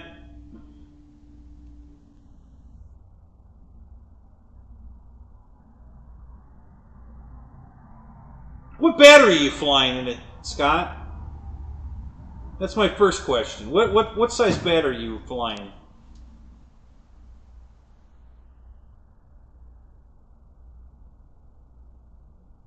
Don't tell anyone the Draco's fun. Okay, I won't tell anybody. It'll be our little secret.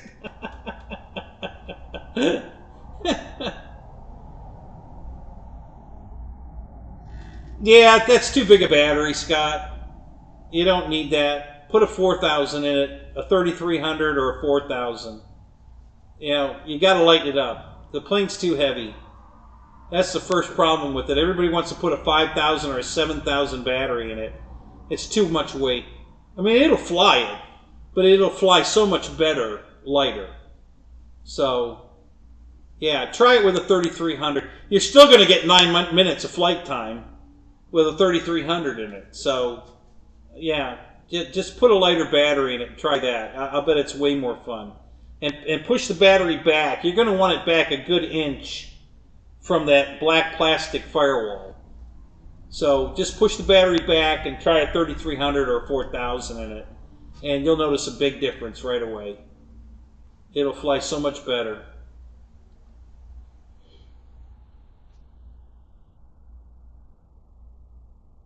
I think that was the biggest problem. Why Horizon had all, Jason was out there flying it with a 7000 in it, just to show you could do it. So everybody thought, oh, well, yeah, I'll just, it's got this great landing gear with the suspension and all that crap. And that's why everybody's breaking it. They had so much weight in the damn thing. And then they were stalling it, and it falls on the ground and breaks. Well, yeah, that's what's going to happen. That's not the ideal way to fly it, but, just because it can do it doesn't mean you should do it. So,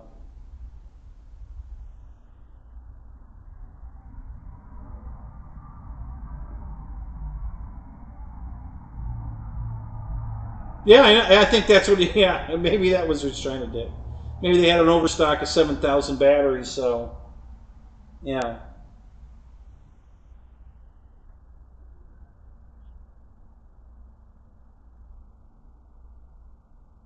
Right, Roy, exactly. With a 3300 in it, it's now the wing loading is light enough for it to really fly like a STOL plane, with a 3300 in it. So one of the guys at my field was flying his on a 3300. He had two 3300 smart batteries, and he was getting, I don't know, somewhere around 11, 12 minutes.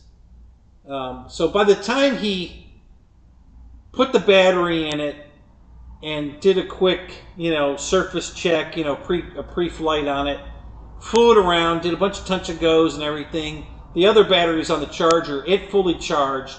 So he landed, come over, swapped the batteries, put that one on charge, took the charged one, put it in the plane, and he was able to do that all day long. He never had to wait more than like 3 or 4 minutes between flights to get a charged battery back in the plane. And he did it all day long with those two battery packs. And he was having a ball. So, and then he made the crucial error that Pilot Ryan made. He accidentally hit the reverse switch while he was flying. So, you can't do that. Right. Yeah, 9 minutes on a 3300, it's not a problem at all. That's a, So, so it fell on the ground and broke. I think he broke the prop, and I don't know if he broke the landing gear or not. I can't remember. But,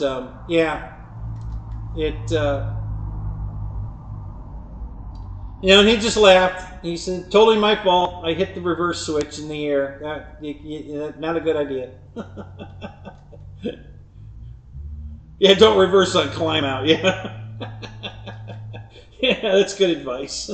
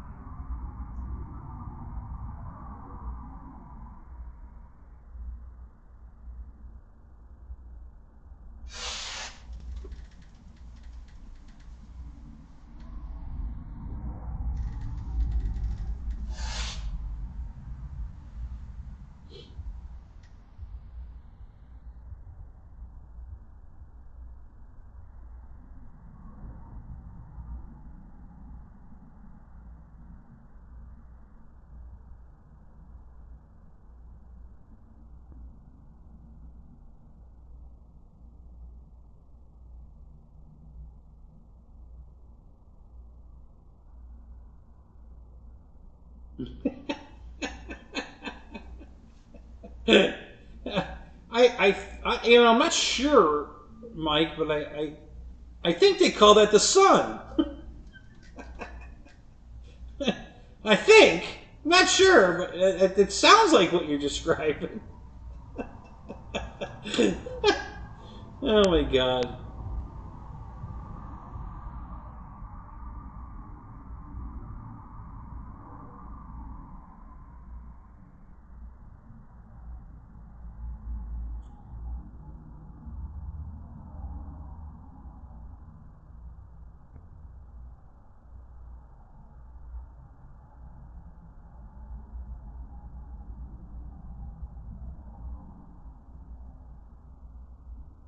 Yeah, that's cool, Paul. You've got one of the new ones, right? Yours is a 6S. This is one of the old ones.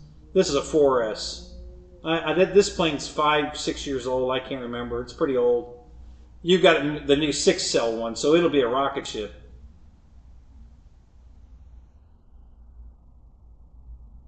Yeah, John, I haven't been sleeping well. I'm still not over the whole ordeal. I'm pretty. It screwed me up pretty bad. So, I still can't sleep very well. All right, EQ. Have a good night, buddy. Looking forward to some more of your videos. I like that yak in the green. It looks pretty good.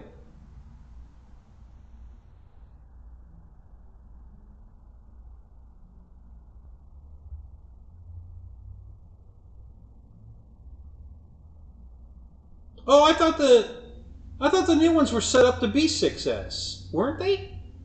I thought that was the whole deal. They put a different motor in it and speed control and set it up to be a 6S bird.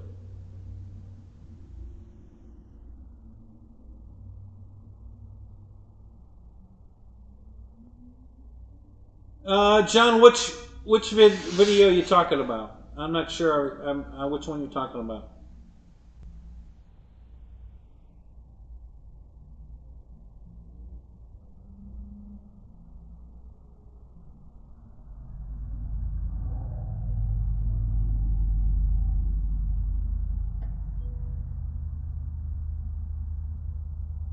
Yeah. Michael, the problem is that she may be gone, but the residue is still here, and there still could be repercussions coming. I'm just waiting for the other shoe to drop. So, just not fully recovered yet.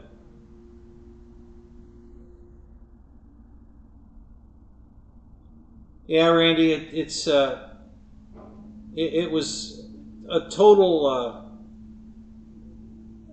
I mean, literally shock from the woman I thought I was dating to what she turned out to be. It just blew me away. I couldn't believe. You know, I've never in my life had that kind of a person in my life, and I don't ever want it again.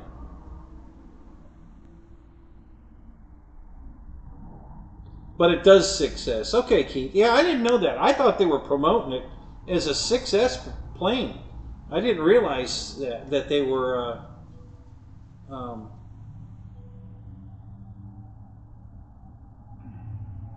Yeah, and she truly was. That's for sure. And she goes to church, and I asked her. I said, you know, God's looking down on us right now. Do you think God thinks what you're doing is the way to be, the right way to behave? And she looked straight at me and said, yeah. Yeah, I'm sure God likes what I'm doing. Okay. I guess the do unto others as you'd have them do unto you don't register with her. Because I'm certain she wouldn't have liked it if somebody did that to her. Well, I know she doesn't like it because somebody did do that to her ex-husband. So I guess she thought she needed to return the favor by doing it to me. You know, pay it forward. I don't know.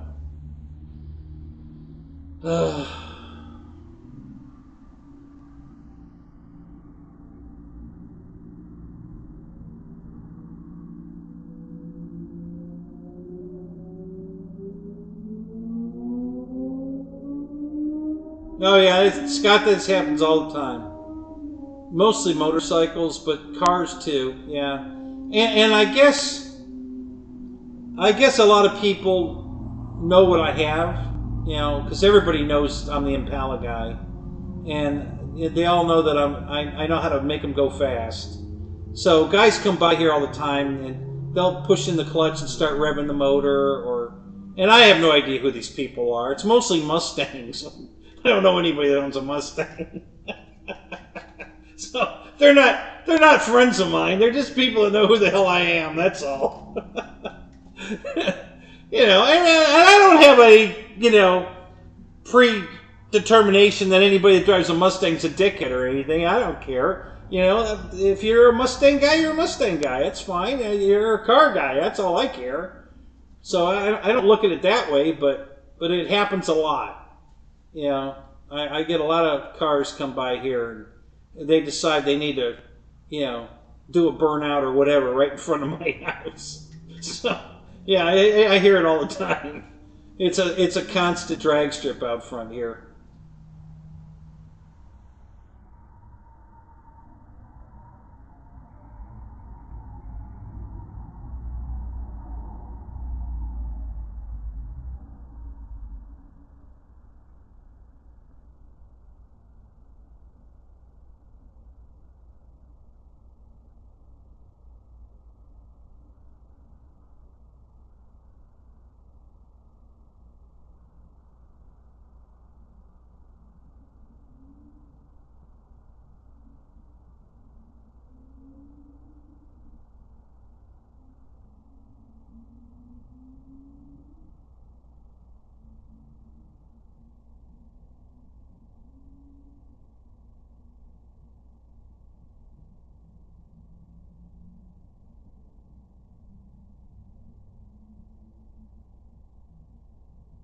Yeah, Keith. Yeah, that's kind of what was going on. I was flying my V900 last weekend, and yeah, it was a few quick passes, and then a couple of just cruise, and then it was time to land. It's not a, you know, if you want to go fast, it's not a long flight time, but that's all that plane was designed to do, is go fast. So yeah, I'm playing with that. You always thought Corvette guys were dickheads. Well, I'm glad I don't drive one.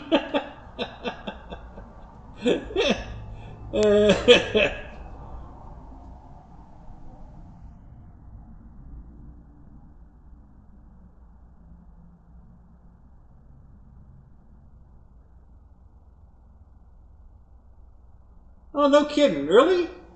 A 5,004 cell in the Voodoo? I have never put a big battery that big in it. Wow. Alright, I'll have to try that. Because I have a Smart 4000 Smart Pack. Or I'm sorry, a 5,004 cell. It came with my EC 1500. I bought that when it was, you know, buy the plane, get a free battery. And then they discounted the plane way the fuck down, and I bought a second one. It's still in the box. I love that airplane. I really love the new the C-130 from Hobby King with the retractable landing gear. Guys, that thing is freaking awesome. Holy crap. That is a great flying airplane. And when you put the gear up, it looks so cool. You know, with the gear up, you can open and it still has the cargo door you can open to have paratroopers bail out, and yeah, that is a really nice airplane, guys. If you wanna, I think it is in stock, Scott. Let's look. I'll take a look. Now that I've got fast computer tonight, we'll give it a look. I can bring it up pretty quick now.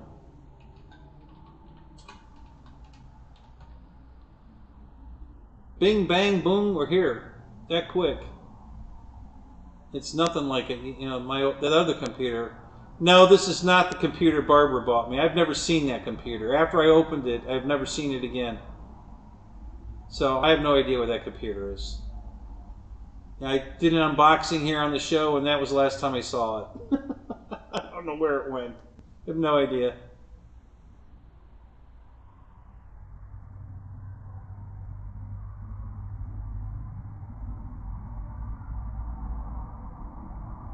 Alright, so let's go to all planes. I know they took the Coast Guard version off sale. It's back to $3.99, but just wait it out, guys. It'll go back on sale. You know, I'm going to wait, because I'm going to buy the Coast Guard version, but I'm going to wait till it goes back on sale. I'm not going to, you know, I know it'll go back on sale. So, but I definitely want the Coast Guard one. Yeah, so the Coast Guard one's, it looks like it's in stock, but it's $399.99, $400. You know, I'm not buying it at that price.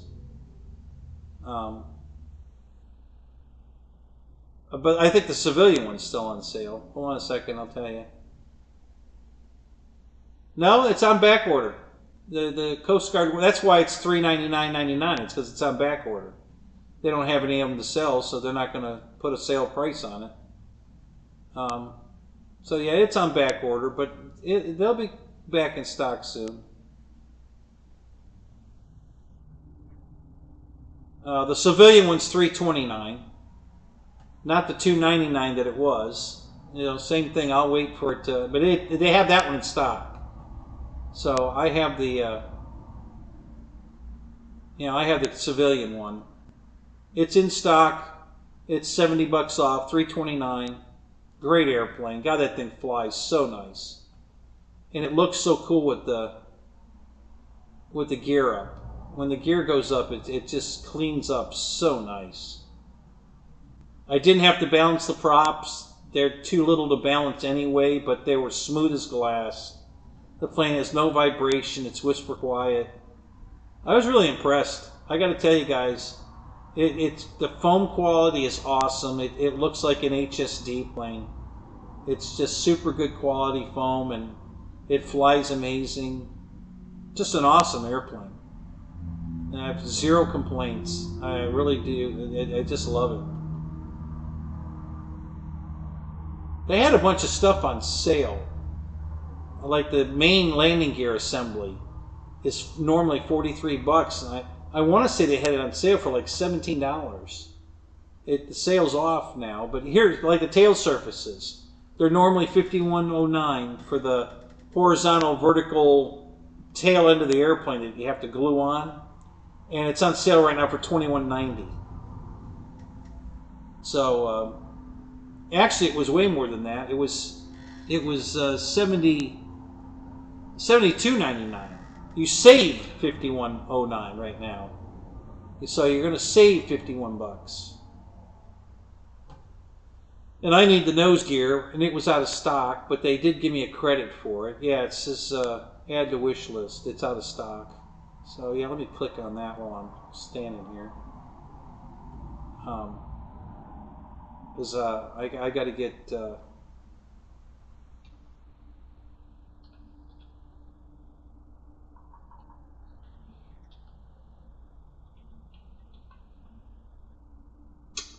Come on, you craphead.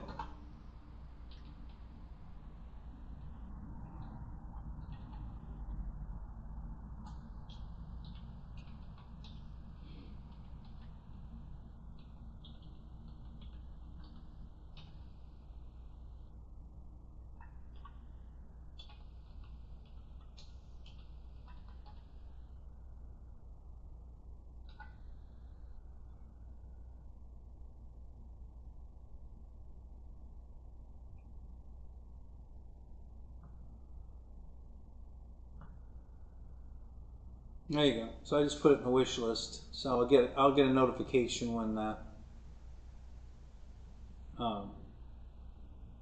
when they come back in stock, because I got to replace mine. They gave me the money to replace it, so we're good.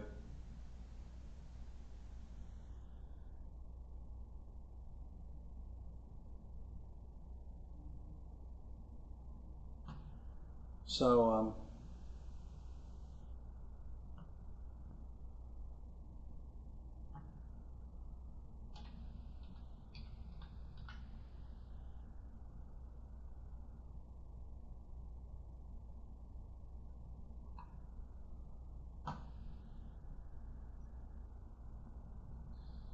Alright, so let's get back here and see what else is on sale. Still.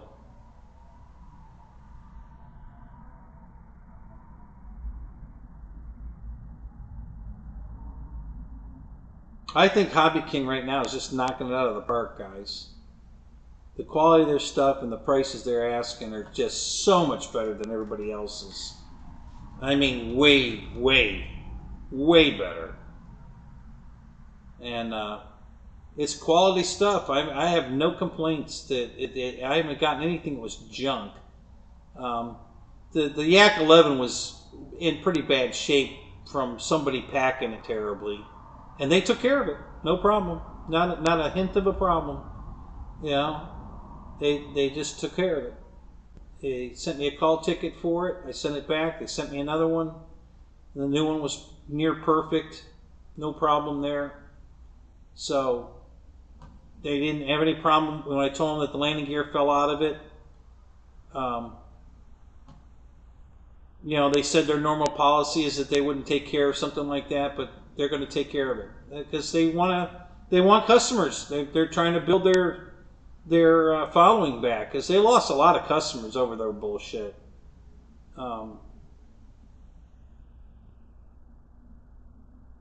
So the civilian color scheme of the Yak 11, the plane's normally $399. It's on sale for $259. Okay, so it's $140 off, guys. That's a great deal.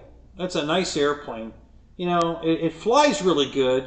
It does have that slow tip stall tendency. Oh, the the military one's even cheaper. The one I have, it's $239. 100, you know.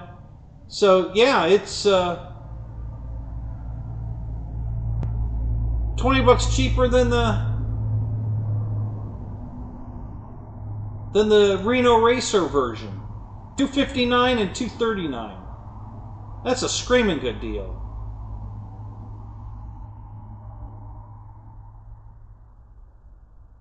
What else I got on sale right now?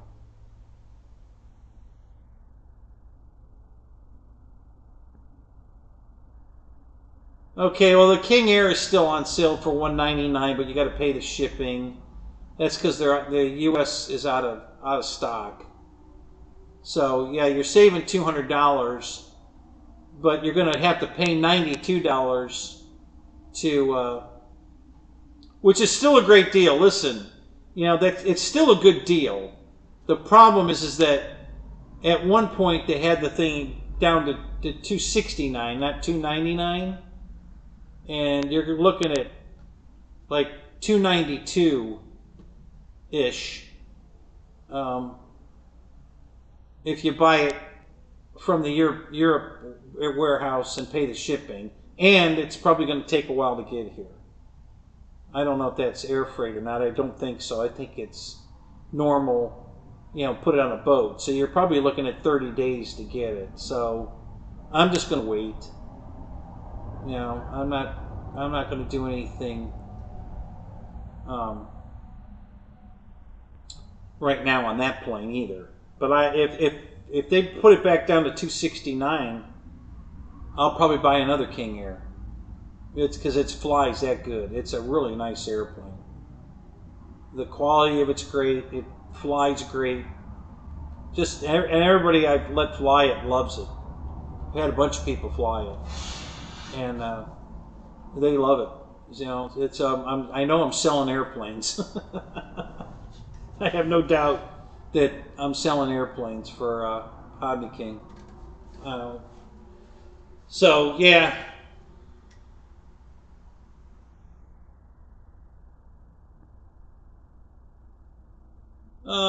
Which plane are you disappointed on the tail wheel? Oh, the Night Tundra? Okay. Yeah, that plane looks different. It doesn't have square wingtips and stuff. It's not the exact same Tundra. It's a little different.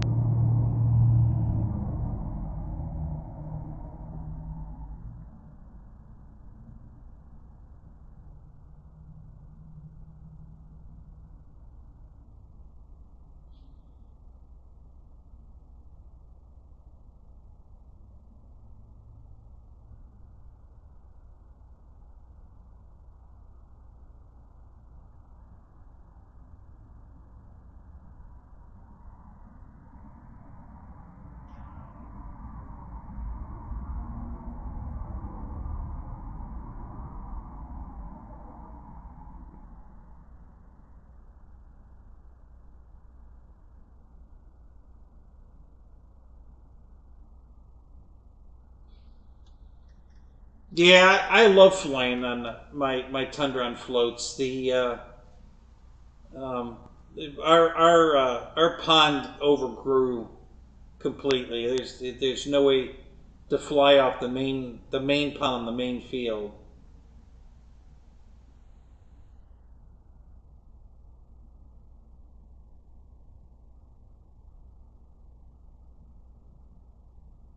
Oh, no kidding. What price did you start it at, Michael? You know, so somebody already bid on it, huh? You got a reserve on it?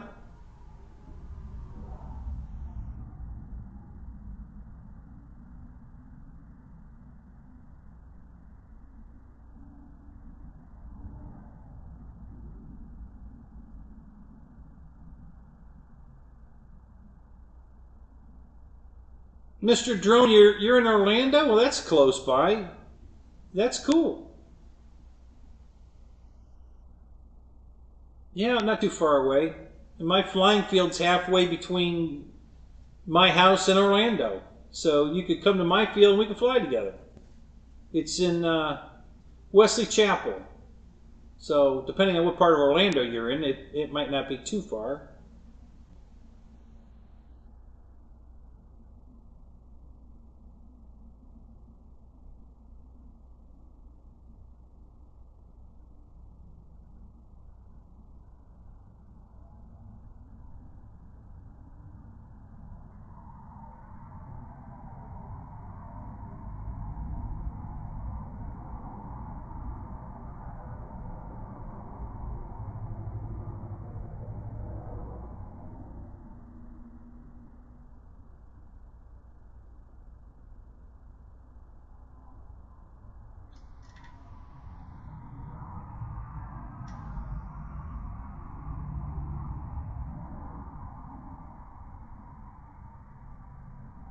$50 and no reserve? No shit, really?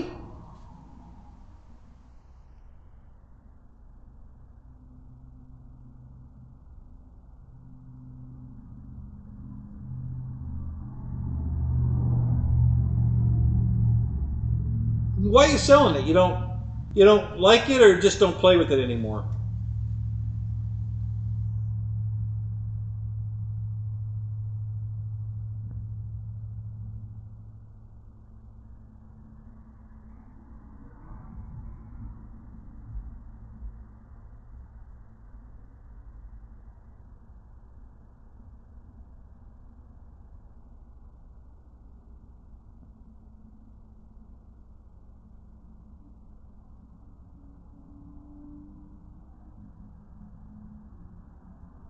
Um, Austin, I usually take about anywhere from like 14 to 20, usually.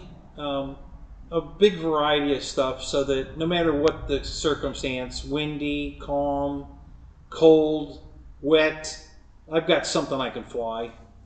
Yeah, I don't want to drive that far and not not be able to fly. So I generally try to take that many planes. If I'm going in my wagon, usually 6 to 9 planes. But if I take the trailer and the truck, then it's anywhere from 14 to 20.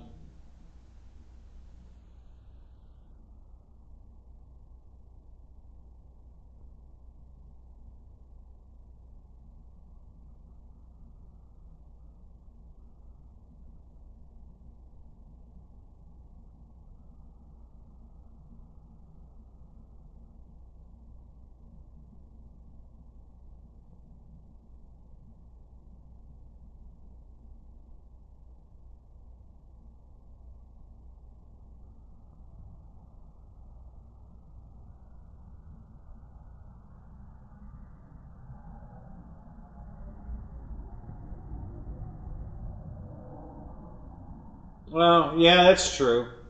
Yeah, yeah, I get that one, Roach.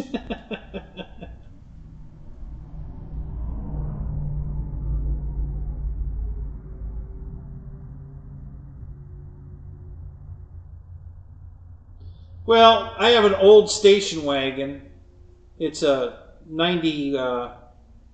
It's a 92 Oldsmobile custom cruiser. So it's the full body, you know, it has seating for 9.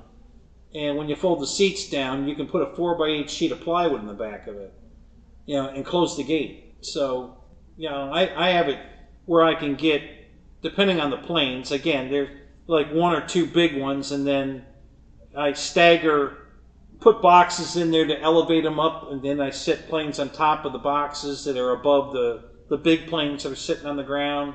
And then I have a rack in the very front, behind the front seat. That'll hold 2 airplanes. So that's 6 already. And then I usually put 1 in the front seat. That's 7. And then if I throw a couple UMX planes in there or a couple of gliders, you know, I can get 9 planes in there. Because the gliders, I take the wings off and just, you know, set them in on top of the wings of the other plane, just across them. And then I'll put the fuselage in the front seat, stand it up like a shotgun in a police car. So yeah, that's if I bring the. Now if I take the trailer, and you can see it on my website, I have a video of it. I have a plane rack in this trailer. It's a small little 1-axle, 14-foot trailer, and I can put 11 or 12 planes in the rack, and then stand planes up next to the rack or set them on the floor, and then I can put more planes in the bed of the truck, and then inside the truck, in the back seat, the front seat. So it just depends on what I'm taking and, you know, what I want to take. I always have at least 12 because the rack will hold that and 1 on the floor. And so I never go to the field without at least 12 planes if I take the trailer. But yeah, I just like to throw them in there because, you know, I can, and it gives me a lot of options when I get there. You know, do I want to fly a jet today? Is it too windy to fly a jet today? Do I want to fly? You know, if I feel like crawling over the cow fence, I can go fly float planes in the pond on the other side of the fence. But we have a pond on the main runway, but it's all overgrown right now. We can't use it. It's grass growing everywhere. So that's out of the question on the front pond. But the back pond's always good. I just don't like climbing through the fence. It's all barbed wire and it's a pain in the butt. So, but it's go watch my video, Michael. I had camera mounted in the trailer with the lights on while I was driving around, so you can see all the planes in the rack and how they don't move around. They're not even tied to the rack. They just sit there. And they don't move around. They just sit right there, and you know.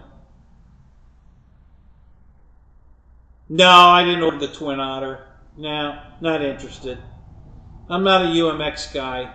I mean, I have them. I have several of them, but you know, if they're $100, I'll buy a UMX plane. Anything over that, too much money. Not worth the money you're spending. So I tend to stay away from those.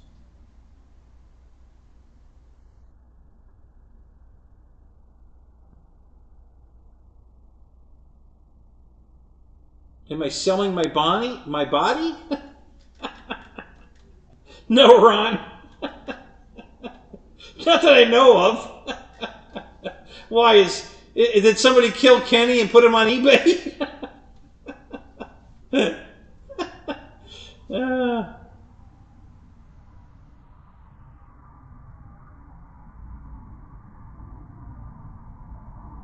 No, I haven't done that. Thank God. Yeah, I haven't snagged my nuts on the barbed wire yet.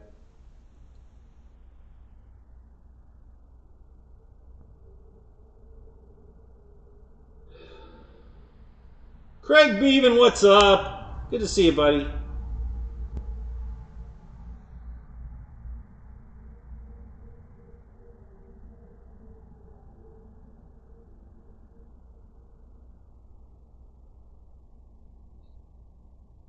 Yeah, pimping me.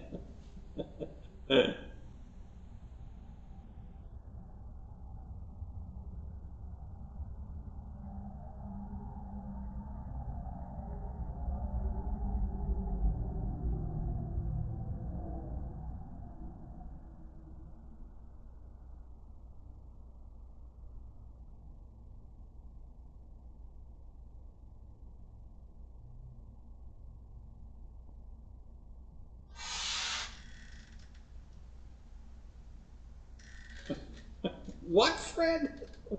What, a giggle low? What the hell does that mean?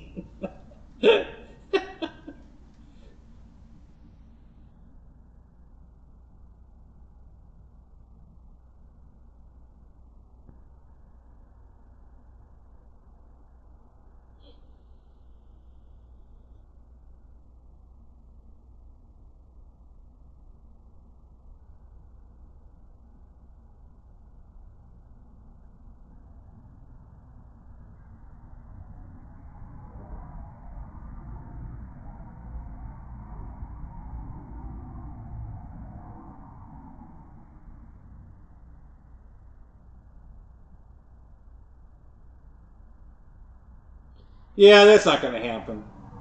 I don't give a crap about the remote ID. I'm not putting them in my planes.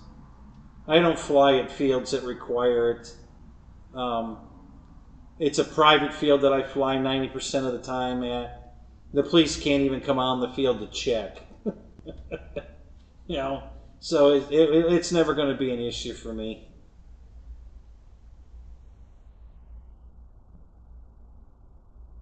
Once they figure out that that crap ain't going to work anyway, it's going to go away. Yeah, you're right. It's just complete bullshit. And that's why I'm not going to bother with it. You know, and more than likely, if the price of new planes go up that much because of it, I won't be buying any. I've got over 130 airplanes. I don't need to buy any more.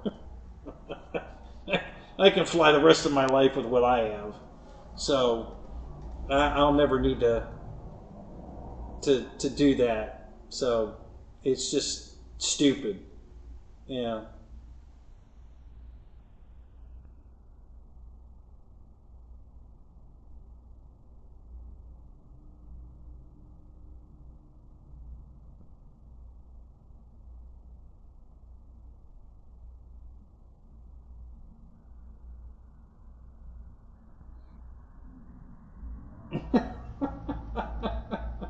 Oh God, Fred.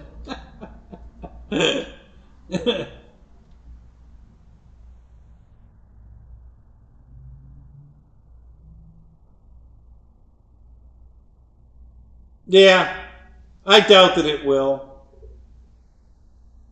So they're doing all this crap because they think that they're going to get people to Uber rides. They actually think people are going to get into an unmanned drone to fly them to the mall or wherever. And they're trying to keep the airways clear, low altitude, so that these drones can pick people up at like a taxi service. And I don't know anybody that's going to get into a drone that's unmanned. It ain't going to happen. Um, so I seriously doubt that this and the delivery services have already given up on it. That they've done all their trials and they realize it's just going to be unsafe, and to deliver a package to a house and have the drone hit something or hit a kid, have a malfunction and hit a kid, the liability is just too great. So they've all given up on it. They're not going to deliver packages with them. So now it's just people. And when they find out that people aren't going to get in these damn things without pilots in them, that's going to go away too. This whole thing is going to end up a disaster, and then it'll all go away. All the remote ID bullshit and all that will just go away.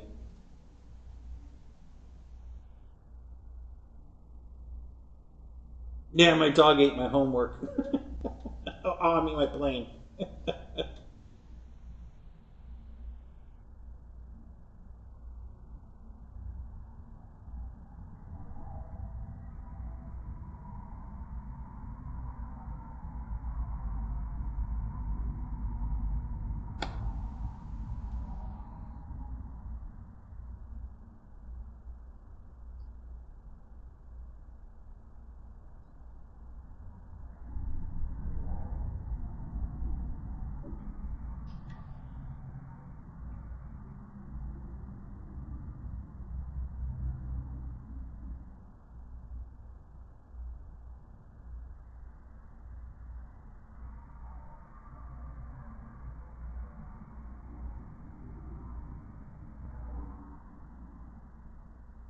So Ken Bird, good to see you, buddy.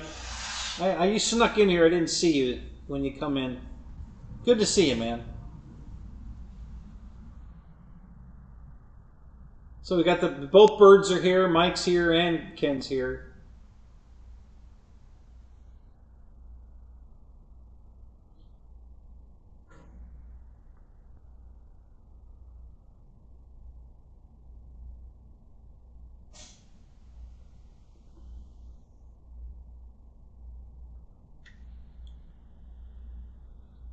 Oh, golly.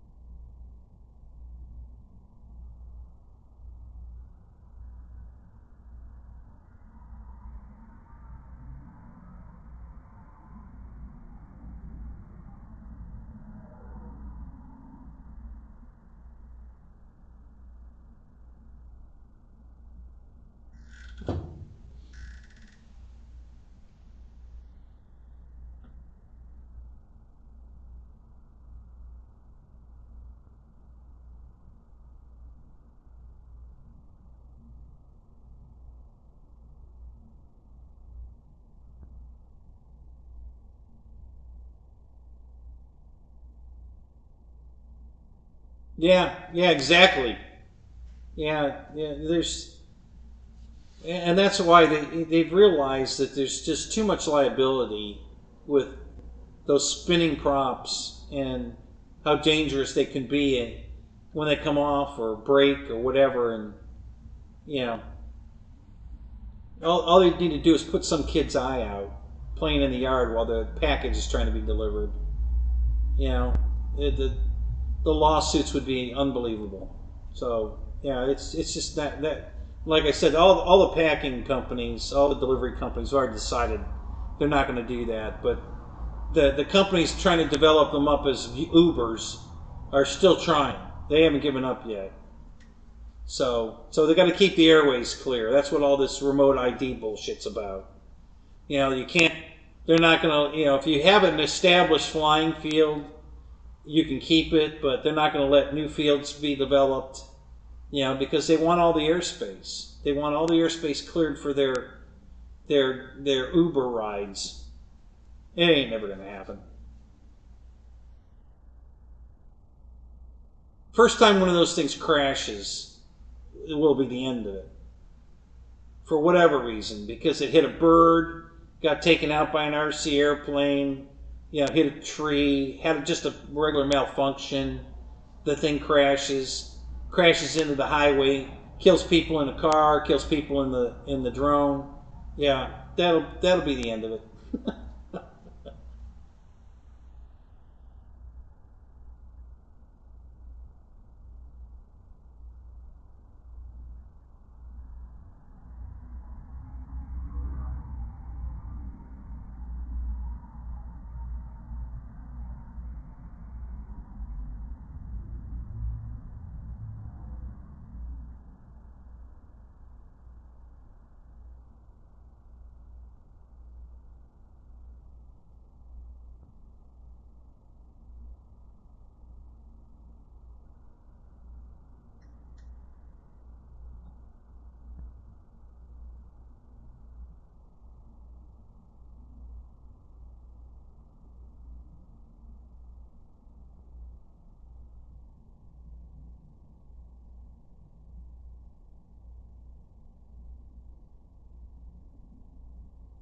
Use a vice. There you go. I would try to retrofit something that's already made. I wouldn't try to make my own. Just look around at other airplanes, see if you can't, you know, just do a little rework on them and get something that's already available.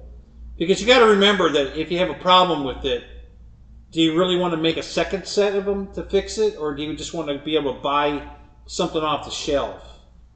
So I would definitely try. Like right now, I'm custom fitting, which was no real problem. It was a pretty simple fit, but I'm putting FMS Corsair landing gear in my LX Corsair because the LX Corsair landing gear sucks. So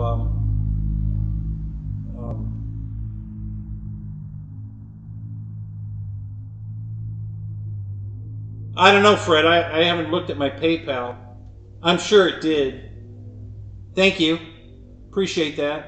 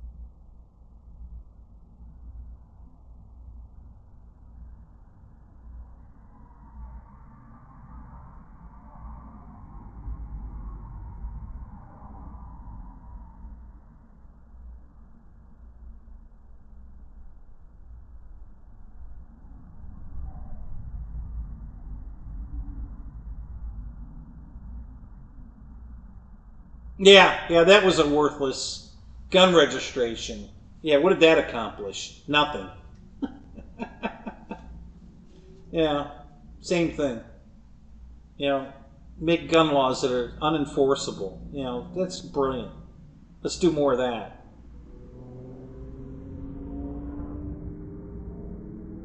Michael, what you're into the aviation world? What discussions have you had about this remote ID and the RC stuff? You know, is there anything going on at your side that you could share with us? I'm just curious what their thought process is. You know, how they're looking at this whole thing.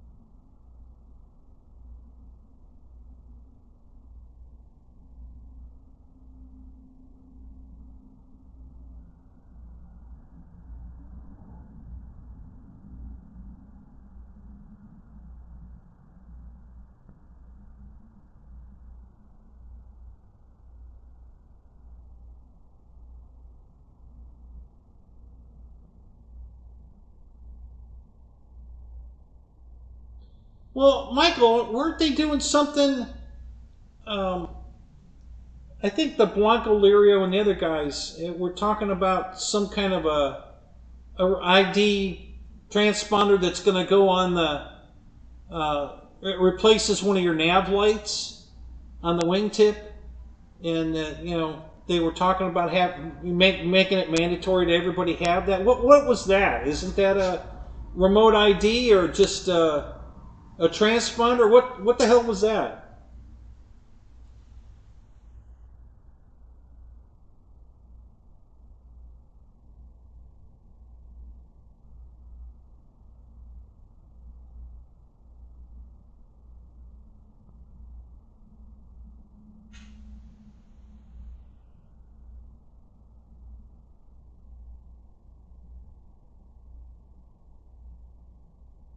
Yeah, exactly.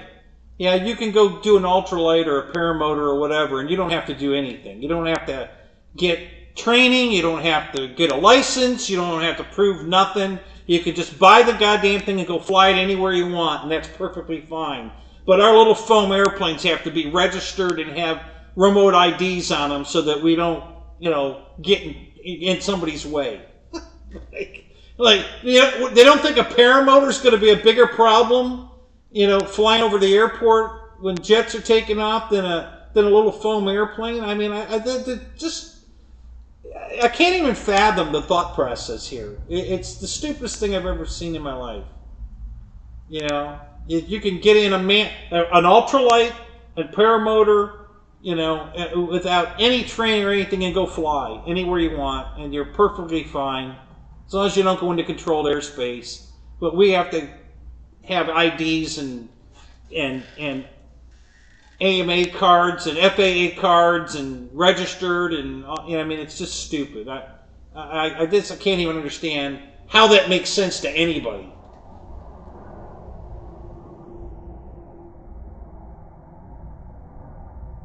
Yeah, I've been making money at the villages. Yeah, who are you kidding, Paul? Are you kidding me? There's no way I'd make any money, and I'd have to pay them. Shit. Who would pay to do anything with me? Oh my God. Yeah, no, I'd never make any money at the villages.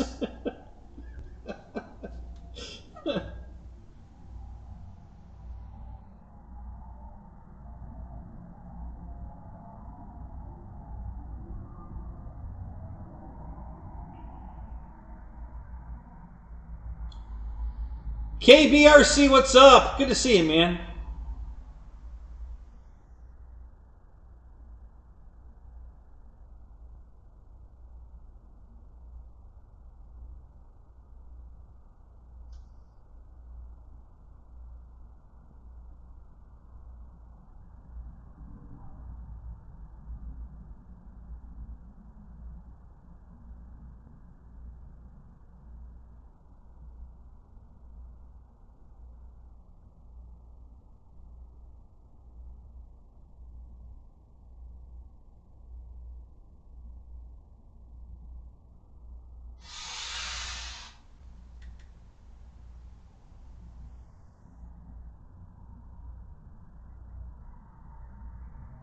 Yeah, that's pretty funny.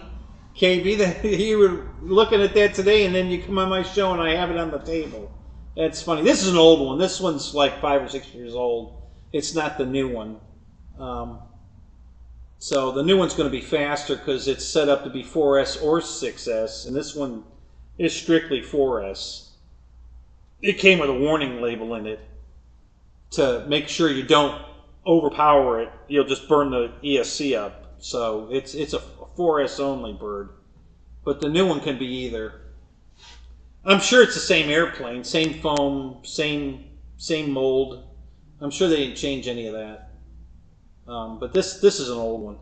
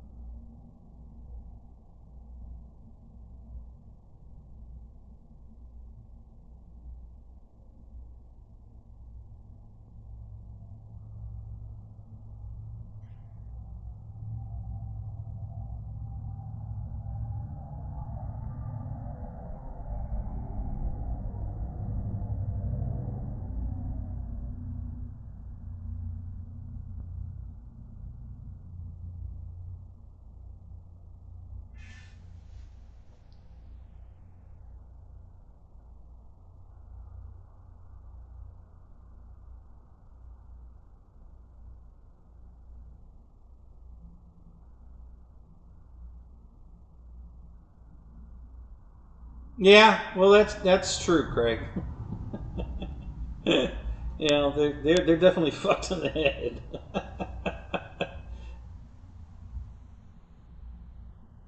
So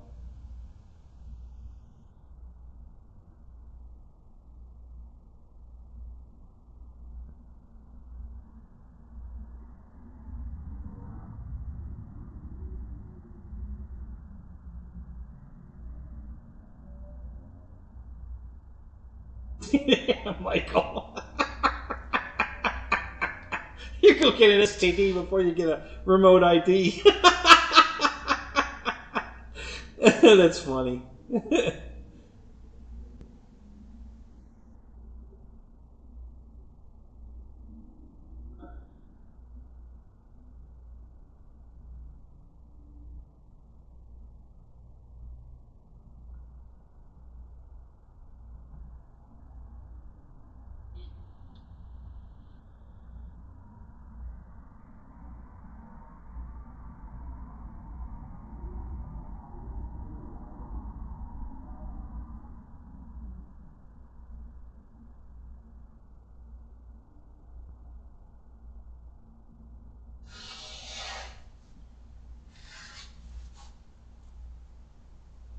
Yeah, I wanted to put something on the table tonight. I had the P40, the big 2,000 millimeter P40 on the table, and I moved it over there and grabbed this out of the rack to go with this. So I have the big and little flying formation here. I think this is cute as hell. I've always loved this paint scheme. That's why I bought that in the first place. And then when this came out, I was like, oh man, that is really cool. So I bought it used. I only paid $100. That's my limit on UMX planes. $100. I don't want it. Yeah, I'm not paying more than that for it. That's what I feel they're worth, and that's my limit. So if I can buy a used one for $100 like that one, it was only flown once, so it's in perfect condition. Paid $100 and got 2 batteries with it. So I got a really good deal on it.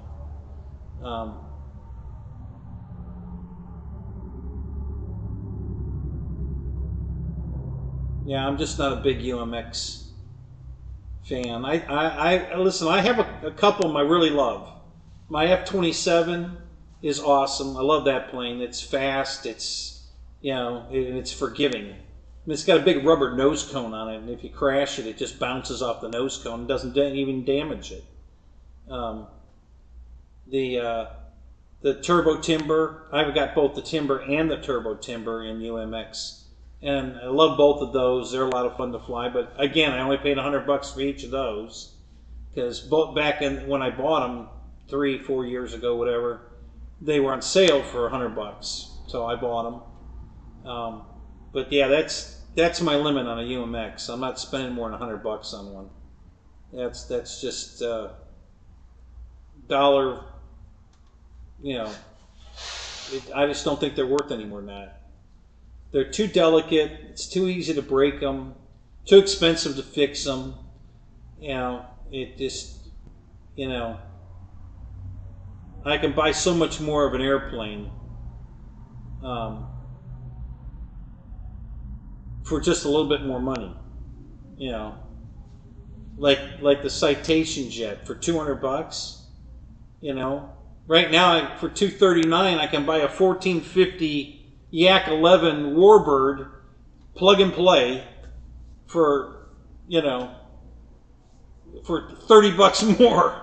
I'm going to have way more fun with that 1450 size Yak with retracts, flaps, lights, and everything than I'm going to have with that little jet, UMX jet. So yeah, it just dollar for dollar. I just can't see spending that kind of money. $100 is my limit. I'll do a UMX for $100. After that, I don't want it. So I need to find a used Ultrix. I want to get one of the Ultrix, but I don't want to pay. It's only $129. I might splurge for that. I might. I don't know. I'm not in a hurry to do it. I'm hoping they go on sale. If they go on sale, I'll probably buy 2. But yeah, that's just. I just don't think they're that much fun and worth that much money. So I won't spend it.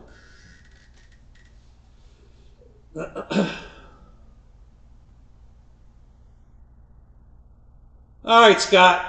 We'll see you later, man. Hey, I'm gonna. Are you going to bed anytime soon? Can I call you? Is it too late to call you? I just want to talk to you for a minute about something. If not, I'll call. We can talk tomorrow. It doesn't have to be tonight.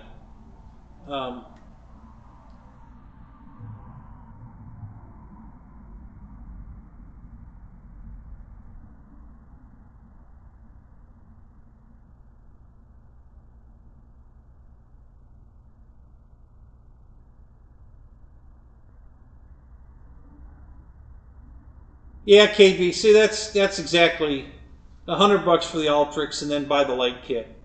You know, that's where I'm at too. You know, so when I find it for that, that's what I'm going to do.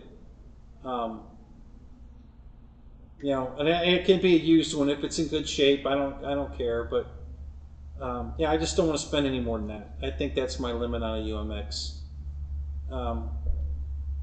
There's too many.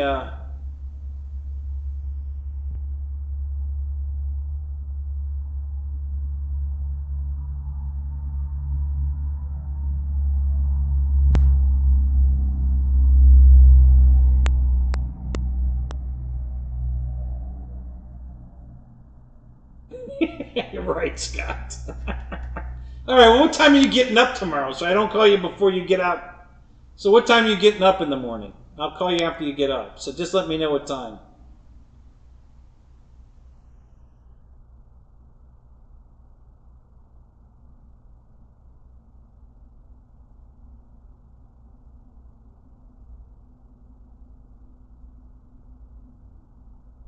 Yeah, it's a trap. Be afraid. Be very afraid.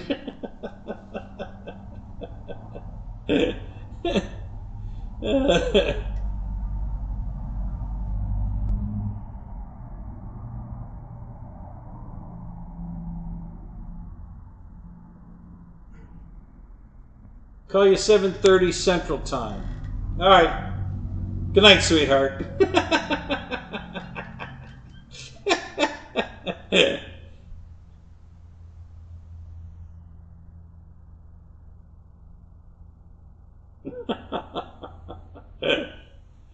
Oh, that's funny.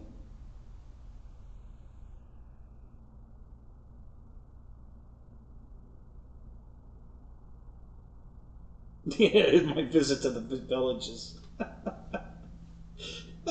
Yeah, I've only been to the villages once, and it was for a car show, no less. There's the president of the local Oldsmobile club lives in the villages, and he had there was a car show going on up there that he organized at the villages, and he had a meet and greet cookout at his house. So I took the wagon because it's an Oldsmobile up there, and we hung out, and then we ate some burgers and dogs and stuff, and then we drove in a line. It was about 30 cars, I think, and we went to the car show. And it was a car show for every kind of car, but we went as a club, and that's the only time I've ever been to the villages. And that was years ago. So.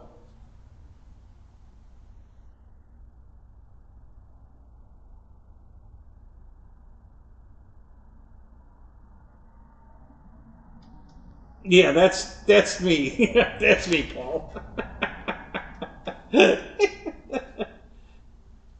No, I didn't get late at the car show. No, I brought my own guest with me. I can't remember who I was with when I went there. I think it was my ex-wife. I think we were still together then. I don't remember for certain, but I think that's who it was. Yeah, I didn't go alone, so I had somebody with me. I'm pretty sure it was my ex-wife. So yeah, I guess kind of I did get late. No real story there, but yeah.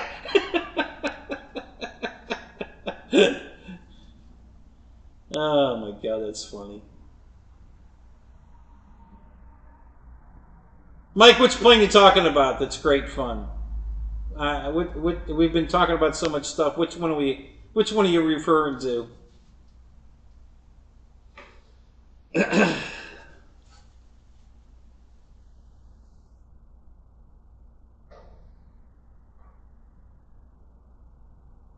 Yeah, that's me. Yeah, little man with a big reputation with the ladies. That's it. Yeah, yeah, I'm world renowned. Oh my God. Oh, the Ultrix, yeah. Yeah, I've flown it. Yeah, that's why I want to get one. You know, a buddy of mine let me fly his, and it was fun. You know, we were hovering it around and just, you know, flipping it around, and it was a lot of fun. So I'm in. I don't want that 600 size one. That's just too big. That's pointless. I want the little one, but again, I'm just not going to pay any money for it. It's $100 is my limit. That's it.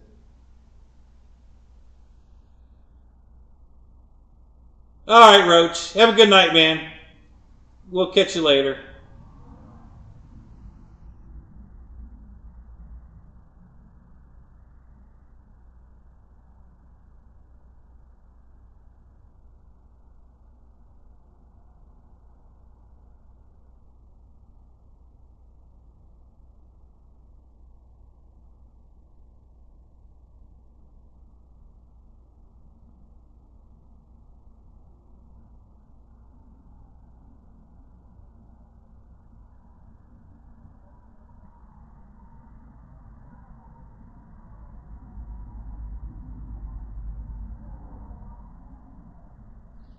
Yeah, the guy that let me fly his was doing the flat spins with it. Yeah, it's a hoot. You know, it's a fun little plane. You know, but it's just not worth. You know, it's almost worth. I think they only want 129 for it. They haven't really raised that one too much, but I'm sure they'll put it on sale. So I'm just going to wait till it goes on sale and get one. I'm not in a hurry to get one, but I do want to get one.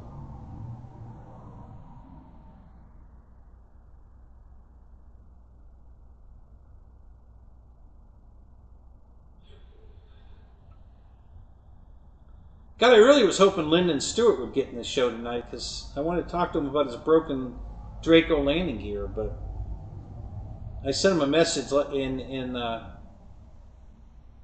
Dave's show earlier, but I don't know if he saw it or not. All right, KB. Hey, man, thanks for stopping in. It's good to see you again. Tim, you're here too. I didn't see. Did you just get here? Or you've been here a while. I missed you too. Good to see you.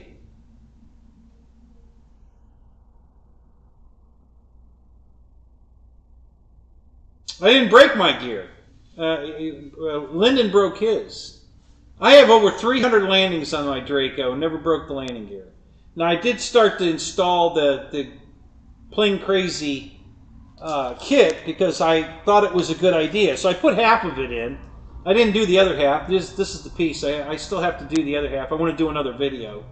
But this thing is so cheap, and he went to so much trouble to make it, and it will prevent you from breaking it. If you do happen to do something stupid like hit the reverse, you know, while you're still flying or something, you know, you're going to spend $150 in cladding if you break the landing gear. So this kit, for what Brendan sells it for, is money well spent.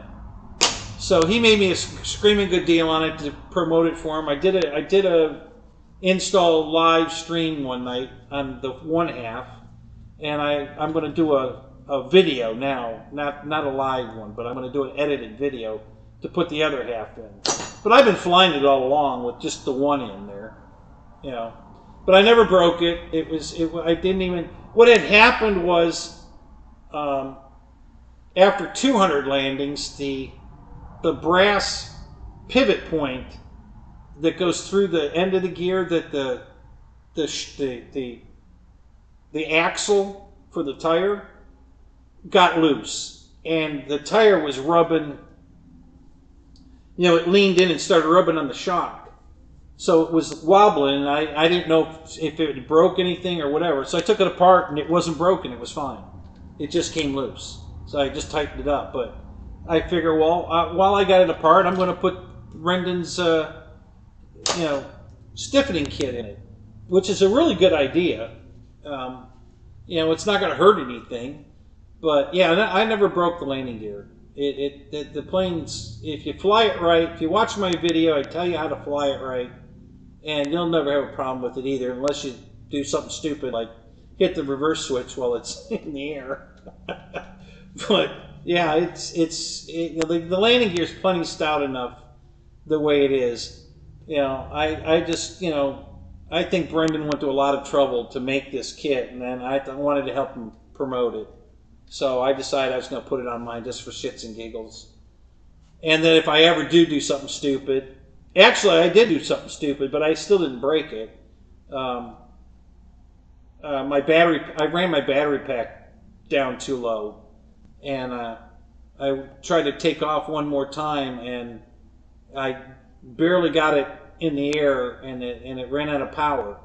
And I was able to put it back down in the tall grass. But it didn't break anything, didn't hurt, didn't even hit the prop, So I was lucky, but that could have cost me, $150 in cladding, that plastic, skirt and cladding that goes all over the gear, So yeah, but I didn't hurt it, and so yeah, I don't have any problem with the Draco. I love it. It flies great. If you fly it right, you fly it to the ground, you'll never have any problem with the landing gear. It's plenty strong enough the way it is.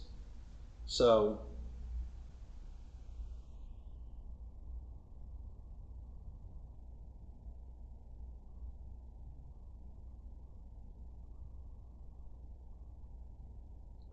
yeah, so KB, what size battery were you running in it when you did that?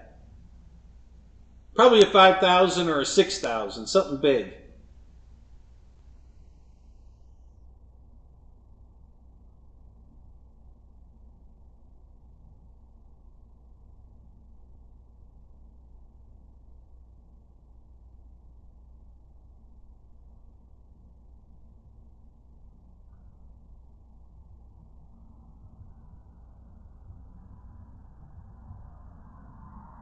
So you watched my video and then did something stupid anyway.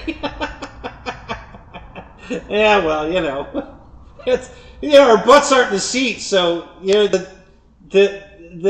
ability to do something stupid because your life's not on the line is pretty easy. We all do it. So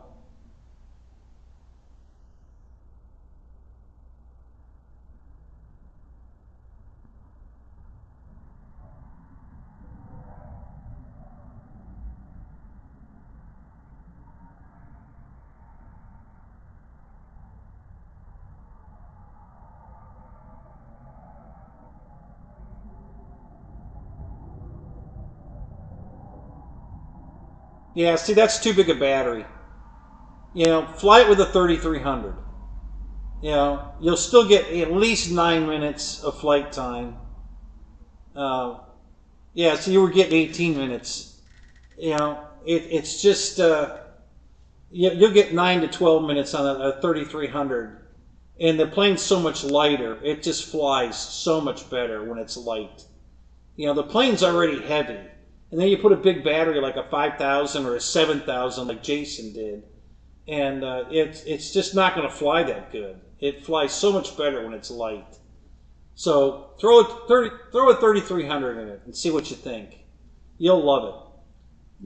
Push the battery back about an inch off the firewall, the black firewall in there. Yeah, back it up about an inch with a 3300, and it's going to fly so much better. You'll love it.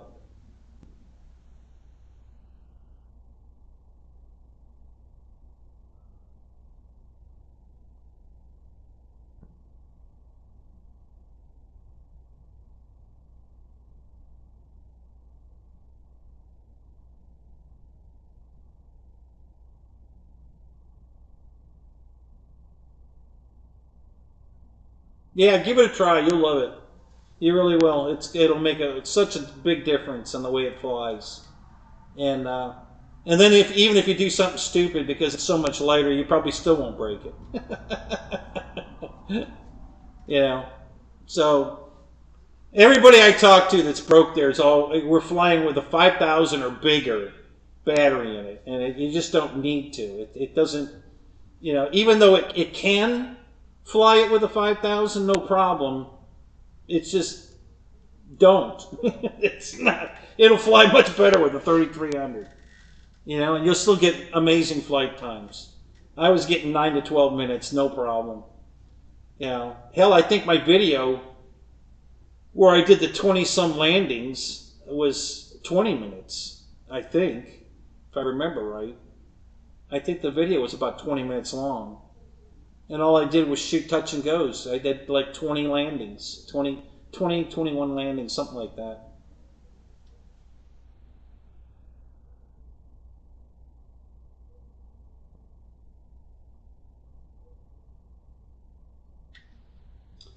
Yeah, the suspension is part of the problem because they're shock absorbers that don't do any shock absorbing.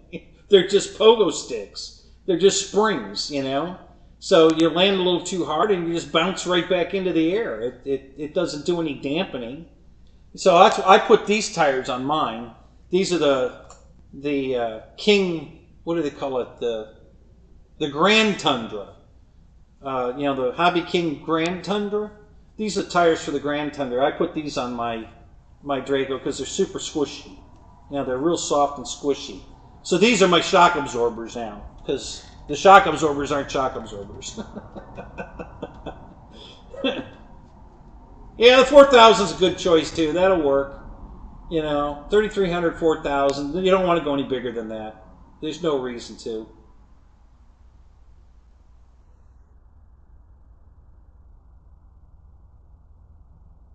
Yeah, you can get oil-filled shocks that fit an RC car that size.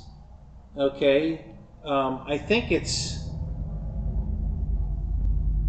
want to say I have an SRP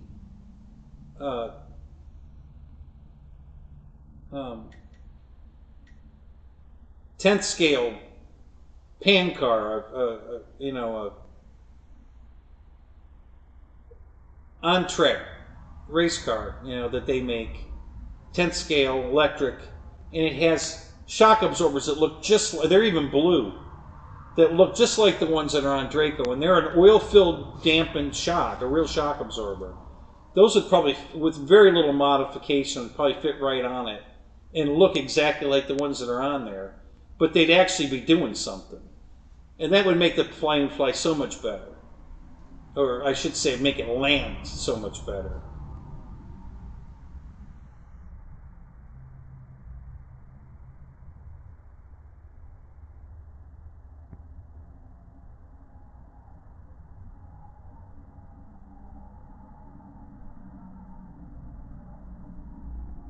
All right.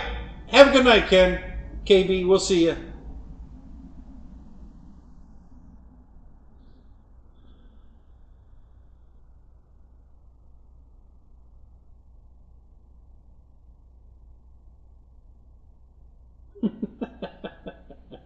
Yeah, put it on the list. Yeah.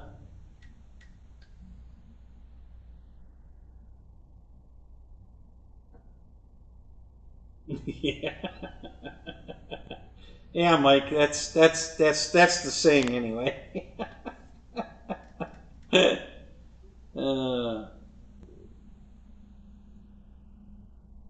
All right, guys. It's midnight. I'm gonna call it.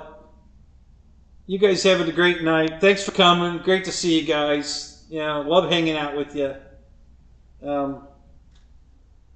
Yeah, we've been here almost 3 hours. That's enough. I'm gonna start.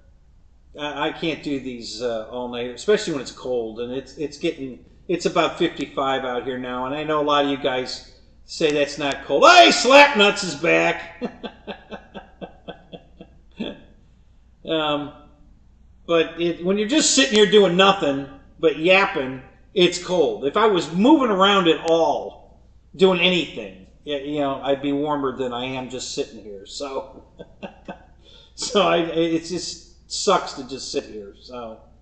So good night, guys. Glad you're here. It's good to see y'all. I'll see you Thursday. Hopefully my new plane will be here Thursday and we can unbox it and go over it. I hope it makes it here for Thursday. If not, we'll do it Sunday. But till then, guys, we'll catch you all later. Have a good night.